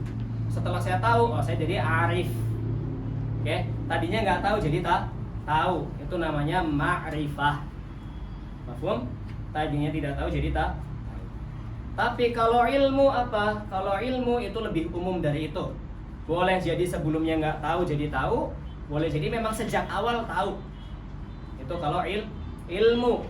Makanya Allah bisa disifati dengan alim, tapi tidak bisa disifati dengan arif. Kenapa? Karena mustahil ilmunya Allah tadinya tidak tahu jadi tahu. Paham ya? Tapi kalau alim, pertama Allahnya namain dia sendiri adalah alim. Kemudian makna dari kalimat ilmu sendiri adalah bisa sesuatu yang diketahui kalaupun sebelumnya nggak pernah tahu. Jadi sudah tahu dari awal. Paham ya? Itu yang kemudian membedakan kalimat ilmu dengan ma'rifah. Dan di kitab ini kalian bakal nemu perbedaan antara ilm dan ma'rifah banyak ya. Ada sekitar berapa? 5 adalah yang membedakan antara atau 3. Yang saya yakin ada 3 atau lebih. Perbedaan antara ilm dengan ma'rifah. Perbedaan lainnya misal apa?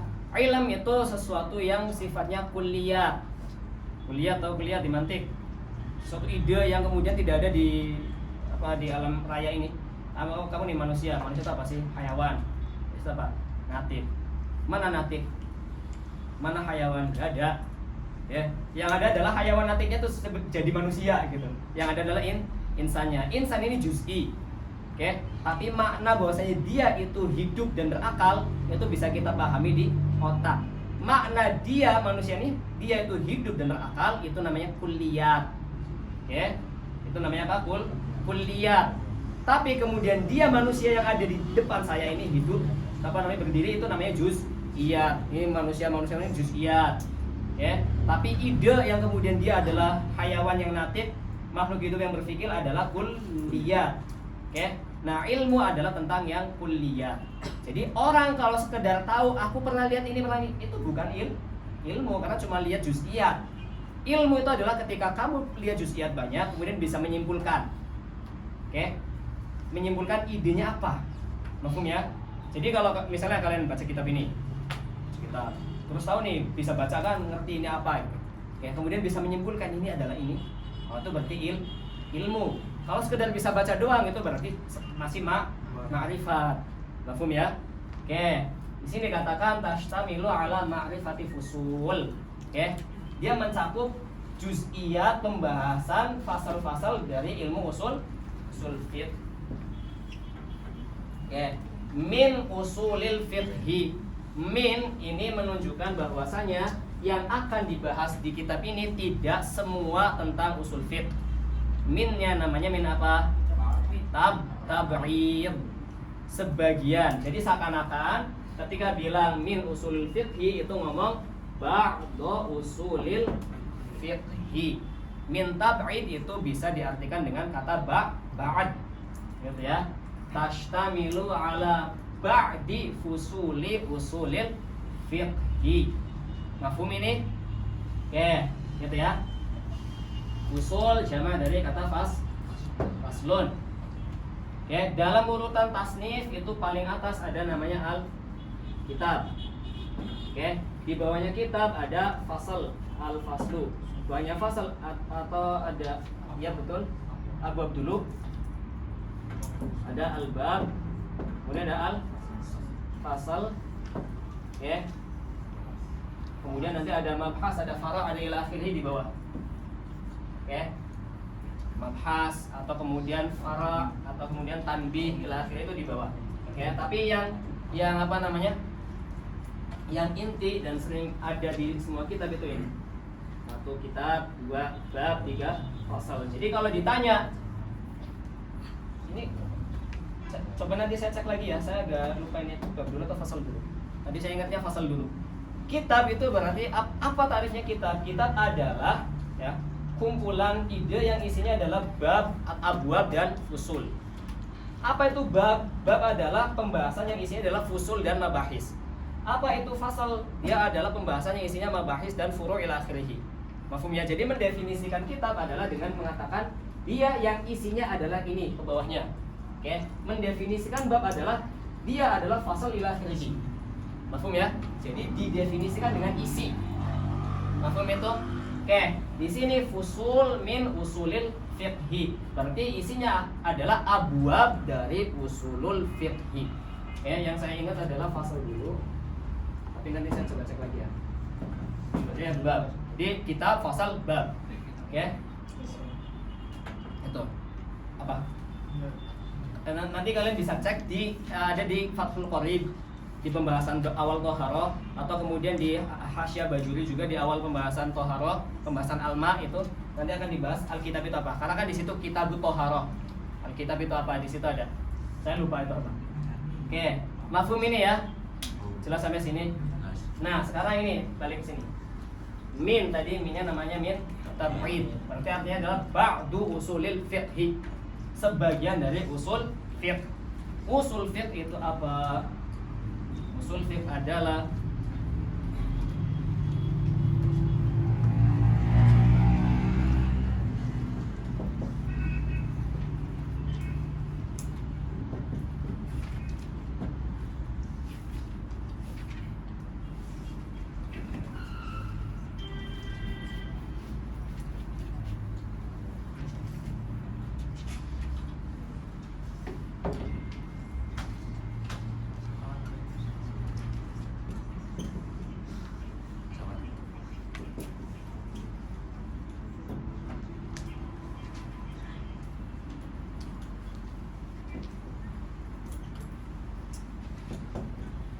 baca tulisannya Mahalul mustafid. wahalul mustafid. Oke, usulul fiqh itu nanti bakal dibahas juga, tapi di sini saya singgung dulu sebentar. Usul fiqh ya, dia adalah ilmu yang isinya tentang ini. Ma'rifatu dalailil fiqhi ijmalan. Ini akan dibahas pertama di usul fiqh itu ini. Ya, tentang dalail fiqhi ijmalan. Contoh dalail fiqhi ijmalan adalah al-amru yufidul wujub. Al-amrul mutlaq yufidul al-wujub. Atau misalnya apa lagi? Al-kitabu hujjatun. Quran adalah hujjah. Ya, atau misalnya apa lagi? As-sunnatu hujjatun. Oke, an-nahyu al-mutlaq yufidul tahrim. Oke, atau kemudian an-nahyu yufidu al-butlan. Oke, itu tuh dalail fiqhi yang ijmal. Maksudnya apa sih? Itu adalah konsep memahami dalil. Kamu kalau nemu amr maka dipahaminya begini. Kalau nemu nahi maka pahaminya begini. Kalau nemu ada yang am, lafaz yang am, maka pahaminya begini. Kayak am itu ketika orang misalnya ngomong ja'al muslimuna, itu kalau am berarti semua orang muslim datang. Ya, tapi apakah ngomong ja'al muslimuna mesti semua orang datang? Tidak, pasti sebagian, ada yang nggak datang. Kayak kalau kayak gitu berarti ini amnya kayak gimana? Oke, jadi menyikapi menyikapi dalil-dalil juz'iyat melalui dalil yang ijmal ini. Oke, di usul fikih akan dibahasnya tentang amr itu al-amrul mutlaq yufidu al-wujub. Oke, yang mana nanti kalimat ini nih, kaidah ini akan dipakai ketika kalian nemu misalnya ini. Tadi apa? Al-amru al-mutlaq yufidu al-wujub. Ini nih di usul fiqh kalian tahunya. Oke. Kaidah ini dipelajari di usul fiqh untuk apa? Untuk nanti kalau kalian nemu kalimat ini aqimu as-shalah, oke. Nemu dalil juz'i. Nah, ini kan ayat tertentu, makanya dia juz'i. Kalian nemu ini, kalian terapkan kaidah ini ke sini. Oke. Aqimu ini amr mutlak karena tidak dibatasi oleh qaid. Tidak bilang misalnya aqimu marratan wahidah, aqimu marrataini, enggak kan? Ngomongnya cuma aqimu, lakukan. Oke? Tidak dibatasi dengan sifat apapun, qaid apapun. Maka ketika dia aqimu adalah al-amrul mutlak, kata usul fikihnya yaitu yufidul wujub. Maka di sini ada perintah untuk melakukan sholat dan perintahnya tidak ada qaidnya mutlak, makanya sholatnya yang diperintahkan menjadi wajib. Mafhum ya? Yang dibahas di usul fikih hanya ini. Hanya ininya saja. Oke? Ini bukan membahas menerapkan ini dalil kulli ke dalil juz'i itu bukan tugas usuli. Oke? Jadi jangan dipusingkan dengan contoh di usul fikih. Yang penting kamu paham kaidahnya. Cuman betul tidak akan bisa dipahami kaidah kecuali dengan ada contoh. Makanya kemudian tetap aja kalian bakal nemu di kitab usul fiqh manapun, khususnya yang mutaakhirin bakal nemu ada kaidahnya kayak gini nih pembahasan usul fiqh. Habis itu penerapannya bagaimana? Contoh. Mafhum ya? Oke, tapi saya pengen kasih tahu kalian dulu bahwasanya yang dibahas usul fiqh itu hanya ininya. Oke, al-amrul mutlaq yufidu al-wujub, an-nahyul mutlaq yufidu tahrim. Oke, terus misalnya dalailul am ala afrodihi itu dzanni. Dzanni itu begini. Am contohnya tadi apa? An-nas, misalnya kalimat apa al-muslimun tadi lah. Al-muslimun. Dia jamak, kemudian ada alif lamnya. Usuli bilang kalau ada jamak kemudian ada alif lamnya namanya am. Lafaz am. Apa itu lafaz am? Lafaz am itu maksudnya ketika saya bilang al-muslimun, yang dimaksud sama saya adalah semua orang muslim. Semuanya tanpa terkecuali satupun. Mafhum ya? Oke, ini lafaz yang am. Oke. Nah, dalam usul fikih nanti akan dibahas apa? Orang kalau ngomong ja'al muslimun itu yang dimaksud tuh semuanya atau boleh jadi sebagian. Mafhum ya? Oke, usuli mikir. Kira-kira misalnya saya ngobrol sama orang terus dia bilang ja'atullah. Oke, semuanya apa sebagiannya? Gitu kan? Terus misalnya ja'an nas atau ra'aitu an-nas, semuanya sebagiannya. Gitu kan? Itu mikir tuh. Nah, ternyata ketika dia pikir-pikir dan dia tanya ke orang, sebagian ngomong, "Kamu ketika ngomong ja Abdullah semuanya?" Iya, semuanya. Oke? Tapi yang lainnya ketika ngomong ja'al muslimun, emang semuanya? Enggak, sebagian aja. Oke? Jadi ada ini ada itu. Nah, karena ada kemungkinan yang dimaksud adalah sebagian, ada yang kemudian adalah semuanya, makanya kita bilang oh berarti am dalalahnya dia menunjukkan afrodnya, menunjukkan maknanya itu zonni. Zonni itu apa sih? Bisa jadi ini, bisa jadi ini, bisa jadi maksudnya semuanya, bisa jadi maksudnya sebagian. Mafhum ya? Itu makanya kemudian dalam usul fiqh nanti akan dikatakan begini, dalalatul am ala afrodihi dhonniyatun. Oke. Nah, lawannya lafaz am apa? Khos misalnya. Khos apa? Misalnya namanya siapa? Fahdi.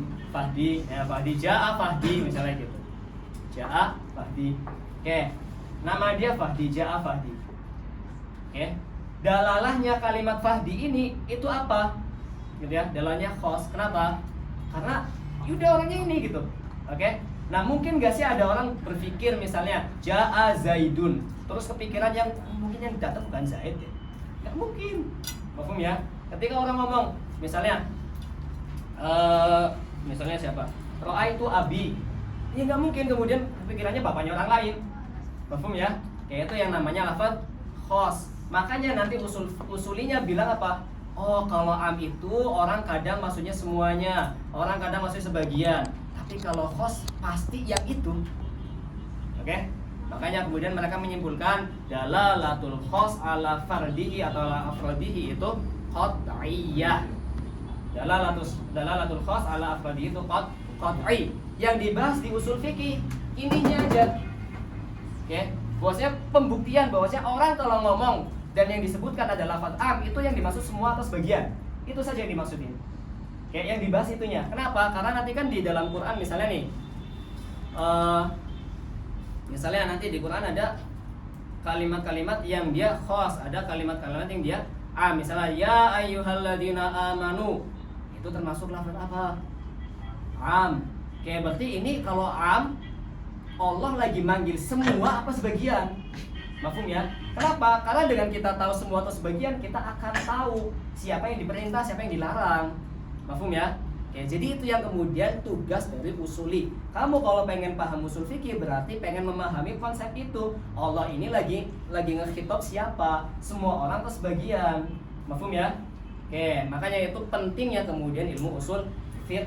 Dan itu juga yang kemudian jadi menjadi syaraf dari ilmu usul fiqh, karena kamu bisa mengklaim, oh saya tahu yang dimaksud Tuhan saya ini siapa.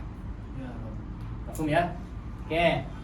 Itu. Jadi ini contohnya. Kemudian ma'rifatu dalailil fiqhi ijmalan. Misalnya al-amrul mutlaq yufidu al-wujub, atau kemudian al-am atau dalalatul am ala afradihi dhanniyah, dalalatul khas ala afradihi apa? Qat'iyah ila akhirih. Fungsinya untuk nantinya diterapkan di dalil yang juz'i di ayat Quran atau nanti di hadis Nabi atau yang lainnya. Paham ini? Oke, ini yang dimaksud dengan ma'rifah dalail al-fiqhi ijmalan. Dalail jama' dari dalil. Yang kedua yang akan dibahas usul fikih adalah kaifiyatul istifadah minha. Bagaimana kita bisa mengambil faidah dari kaidah-kaidah ini. Al-mutlaq, terus al-am, al-khas ila akhirih, bagaimana kita bisa mengambil faidahnya. Kenapa? Karena kadang begini. Misalnya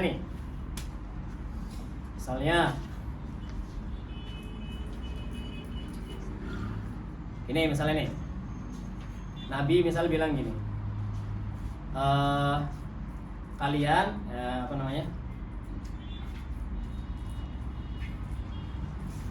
Oke. Misalnya gini ta'arudnya misal. Nah, di Quran misalnya, di Quran itu ya, Allah bilang apa? Fankihu ma taba lakum minan nisa'i mathna wa thulatha wa ruba'. Inkihu. Nikahilah. Perintah enggak? Perintah. Yang diperintahkan siapa? Dhamir wawu di situ. Dhamir wawu di sini berarti kan semua. Ya, berarti berlaku untuk semua muslim. Nabi muslim enggak? Muslim dong, imamnya orang muslim kan. Oke. Nah, di sini Qur'annya bilang apa? Bilang inkihu 1, 2, 3, 4, maksimal 4. Gitu ya. Nah, itu Qur'annya bilang kayak gitu. Terus kita juga tahu al-amrnya itu berarti yang dibolehkan hanya sampai 4. Tapi kita lihat sendiri Nabi ternyata punya istri lebih dari 4. Ya. Di sini ada ta'arud. Gak mungkin Quran salah yang pertama. Yang kedua, gak mungkin juga Nabi melakukan hal haram. Nah, ini ada dua dalil, zahirnya ta'arud. Cara memahaminya itu nanti di pembahasan yang ini, kaifiyatul istifadah minha. Bagaimana kita memahami atau mengkompromikan dalil-dalil fiqih yang boleh jadi zahirnya itu ta'arud. Makanya nanti di pembahasan kedua ada pembahasan namanya at-ta'arud wa tarjih. Oke. Ketika ada kontradiksi antar dalil, bagaimana kita menyikapinya? Apakah satu ditinggalkan atau kemudian dikompromikan sehingga kita bisa melakukan dua-duanya? Mafhum ya? Ya, nanti akan kita lihat contohnya di sini. Oke. Jadi bagian kedua dari usul fikih adalah ini. Bagaimana kita menyikapi dalil-dalil yang kemudian terlihat kontradiksi atau yang lainnya. Bagaimana kita mentarjih dalil. Mafhum ya? Oke. Itu yang kedua. Selanjutnya yang terakhir ini wahalul mustafid. Ini yang ketiga. Hal itu artinya kondisi, ya. Sifat itu hal. Al-hal itu artinya as-sifat. Ya, as-sifatu. Itu al-hal. Sifat. Mustafid itu berarti orang yang bisa ngambil faidah dari dalail ini. Siapa orang yang bisa mengambil faidah dari dalail ini? Namanya mujtahid.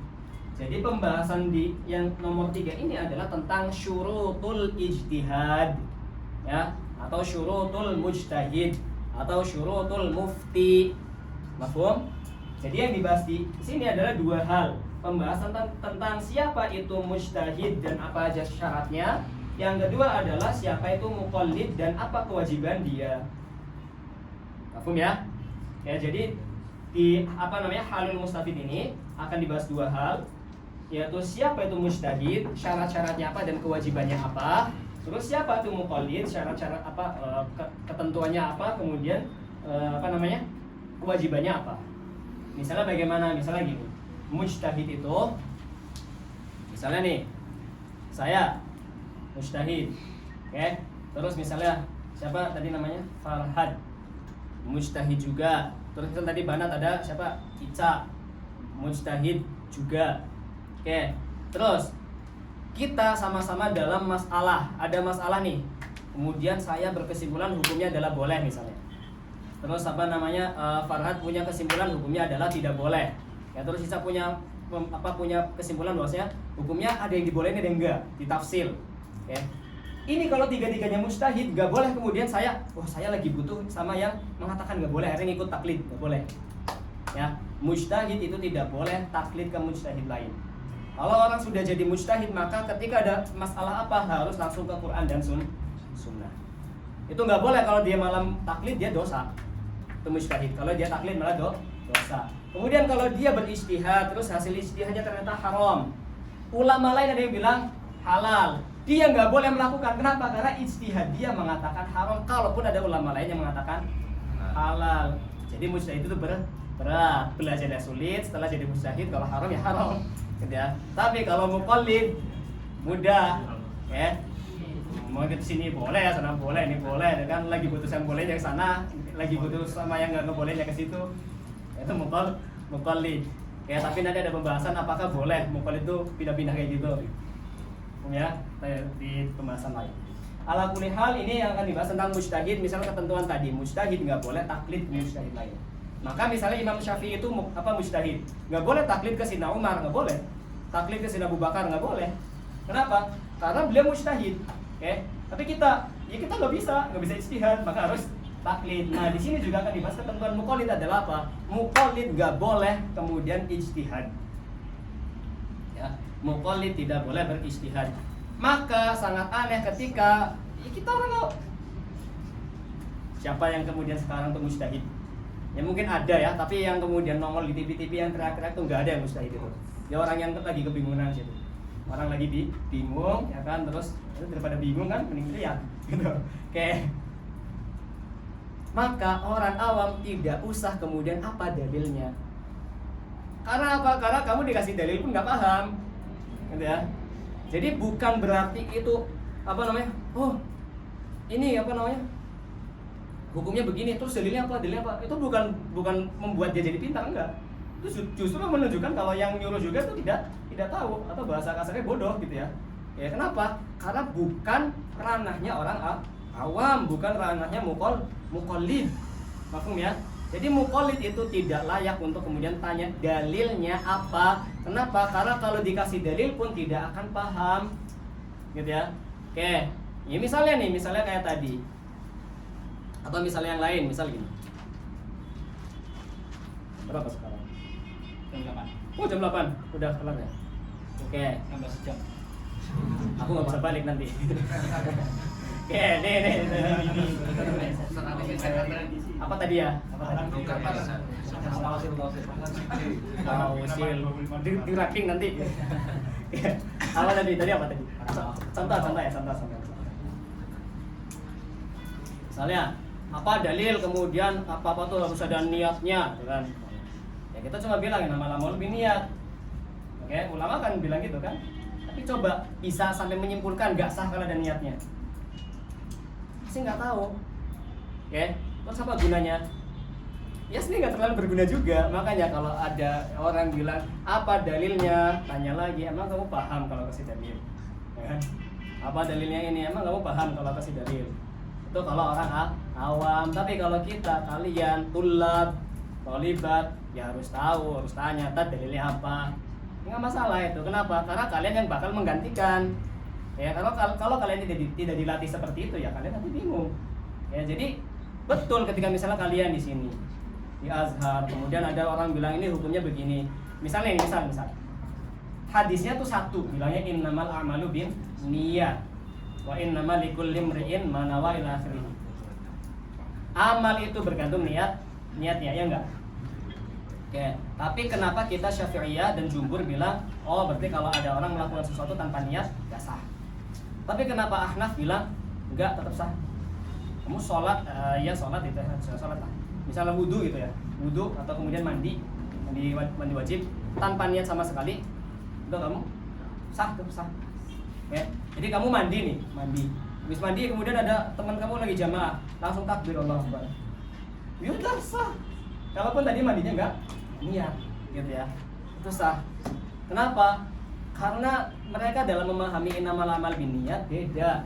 Kita bilang innamal a'malu binniyat, kan gini loh, konsepnya begini.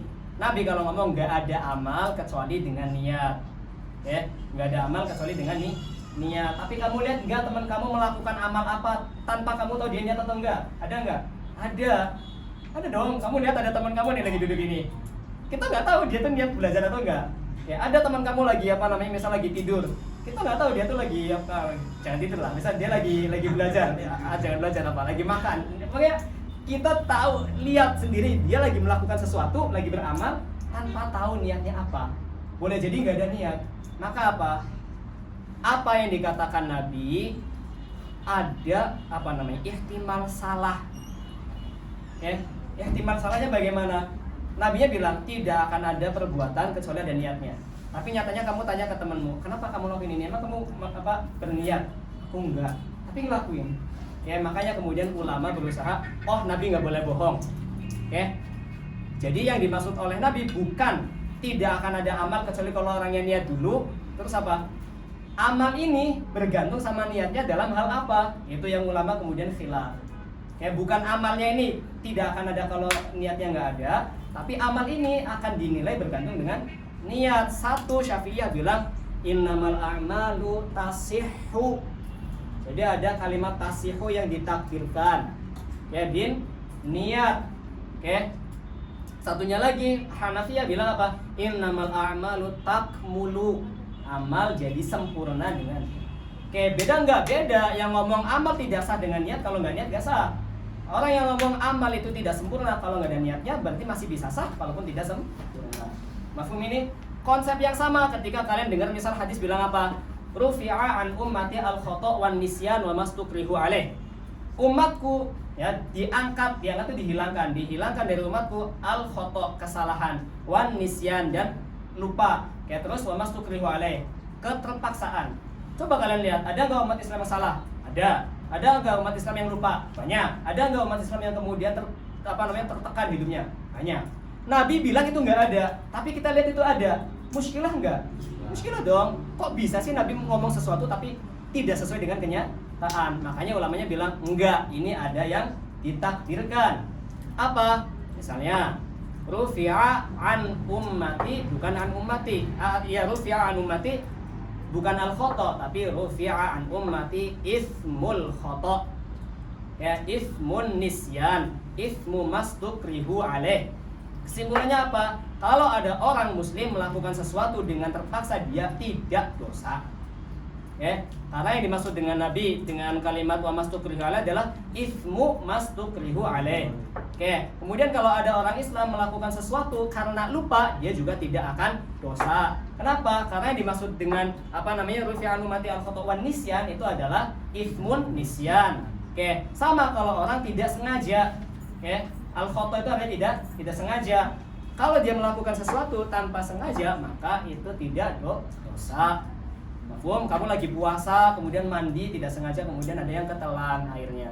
Ini tidak dosa, kemudian tidak juga batal. Kenapa? Karena Nabi bilang rufi'an ummati al-khata' wan nisyan wa mastukrihu alaih. Orang kalau kemudian memahami hadis ini tanpa usul fikih, maka akan bisa beriktirad ke Nabi bilang, "Oh, kok Nabi ngomong tidak sesuai kenyataan? Nabi katanya bilang umat Islam tidak akan itu hidup tertekan, tapi nyatanya kita sekarang hidup tertekan." Gimana itu? Paham ya? Oke, itu juga yang akan dibahas di usul fiqh. Mafhum ya? Oke, itu juga yang menjadi tugas dari mujtahid. Muqallid, kamu coba bayangkan orang yang nyangkul di sawah, kemudian orang yang suka macam-macam lah, pekerjaan macam-macam tuh. Disuruh mikir kayak gitu. Kamu menyiksa orang namanya. Ini ya, itu nggak boleh. Oke, makanya tugas muqallid adalah tanya mujtahid. Mujtahid mikir, muqallid tanya. Oke. Jadi paling enak jadi apa? Muqallid. Paling enak jadi muqallid. Kalau bahasa Gus Bahaya itu bodoh itu enak gitu. Bodoh itu banyak berkahnya karena udah aja hidupnya. Oke. Tapi enggak ya, beda orang nggak tahu sama yang tidak mau tahu. Nah, kalau kita ini orang yang punya kesempatan untuk tahu. Ya, makanya Mutanabi bilang apa? Walam arafi uyubin nasi syai'an kanaksil qadirina alat tamami. Ya, walam ara fi uyubin nasi syai'an atau aiban kanaksil qadirina alat tamami. Saya tidak pernah melihat satu aib pun yang lebih jelek ya dari aibnya orang yang mampu untuk jadi sempurna terus dia gagal gara-gara misalnya malas, gara-gara yang hal lain. Mafhumnya itu kata Al-Mutanabi, walam ara fi uyubin nasi aiban atau syai'an kanaksil qadirina ala tamami. Yang lebih buruk dari orang yang punya potensi jadi besar, jadi gede, ya, kemudian dia gara-gara malas dan lain-lain dia jatuh. Dia tidak bisa jadi sempurna. Kamu di sini bisa jadi ulama, pulang-pulang nggak jadi ulama, ruginya lebih daripada mereka yang tidak punya kesempatan. Mafhumnya? Kamu di sini bisa jadi misalnya hafidz Quran, kok nggak hafal, ruginya lebih, ya, aibnya lebih gede. Mafhum itu? Jelas. Ini yang kemudian wahalul mustafid akan dibahas dua tentang mujtahid dan muqallid. Selanjutnya wadzalika muallafun min juz'aini. Dzalika itu maksudnya musyadilahnya adalah usul fiqh. Usul fiqh itu muallaf. Muallaf artinya murakkabun. Ya, tersusun. Oke, nanti kalau kalian baca di sini atau di sini bakal dibedakan antara tarkib dengan taklif. Taklif itu nyusun, tapi biar terlihat bagus. Kalau tarkib, asal susun aja, asal tumpuk, gitu ya. Kamu numpuk buku asal numpuk, itu namanya tarkib. Tapi kalau kamu susun ini yang fikih sini, yang ini usul fikih, yang ini tafsir, yang ini, nah itu berarti taklif karena disusun biar bagus. Mafhum ya? Oke. Itu mu'allafun berarti yang tersusun, yang terdiri min juz'aini dari dua bagian. Juz itu bagian dari kul. Ada sesuatu namanya al-kul. Ini lingkaran penuh nih namanya al-kul. Sebagiannya ini namanya juz, ini juz. Mafhum ya? Jadi kalau kul itu apa? Kul adalah ma tarakkaba min ajzaihi. Tapi kalau juz adalah ma tarakkaba minhu wa min ghairihi al-kul. Sesuatu yang dari dia dan satunya lagi kul. Setengah tambah setengah jadi satu kan? Kayak gitu. Mafhum ya? Jadi juz'aini di sini maksudnya dua bagian. Dua bagian dari sesuatu yang satu disifati dengan mufradaini. Mufrad di sini mufrad dalam istilah manatiqah. Bukan mufradnya istilah orang nahwu. Kenapa? Karena usul ini kalimat usul jamak dari kata aslun. Kalau kemudian kamu pahami dengan kalimat mufrad itu adalah yang bukan jamak, bukan tasniyah, maka akan salah. Karena enggak kok ini nggak mufrad, itu usul bukan mufrad, ini salah dong. Enggak, kamu yang kurang baca gitu ya.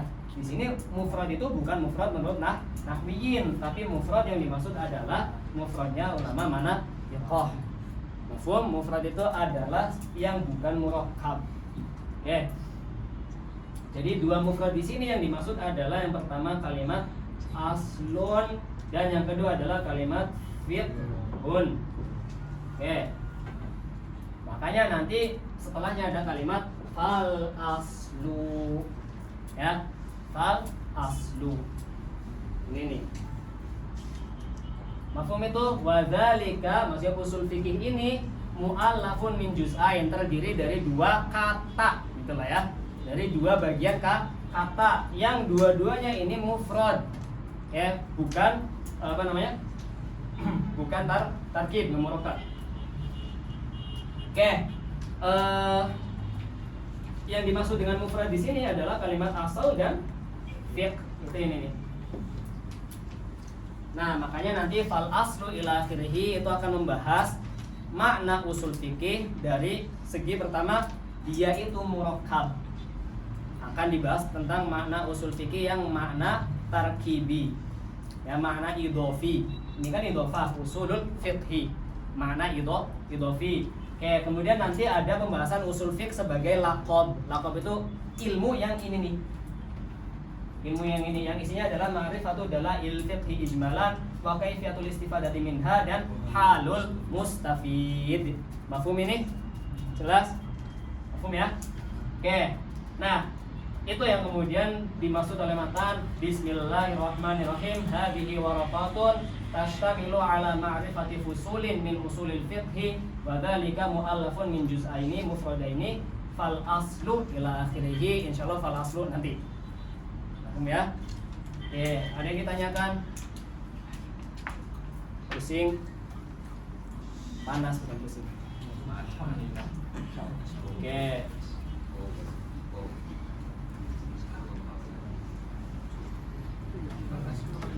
Kalau ada yang mau ditanyakan, silahkan.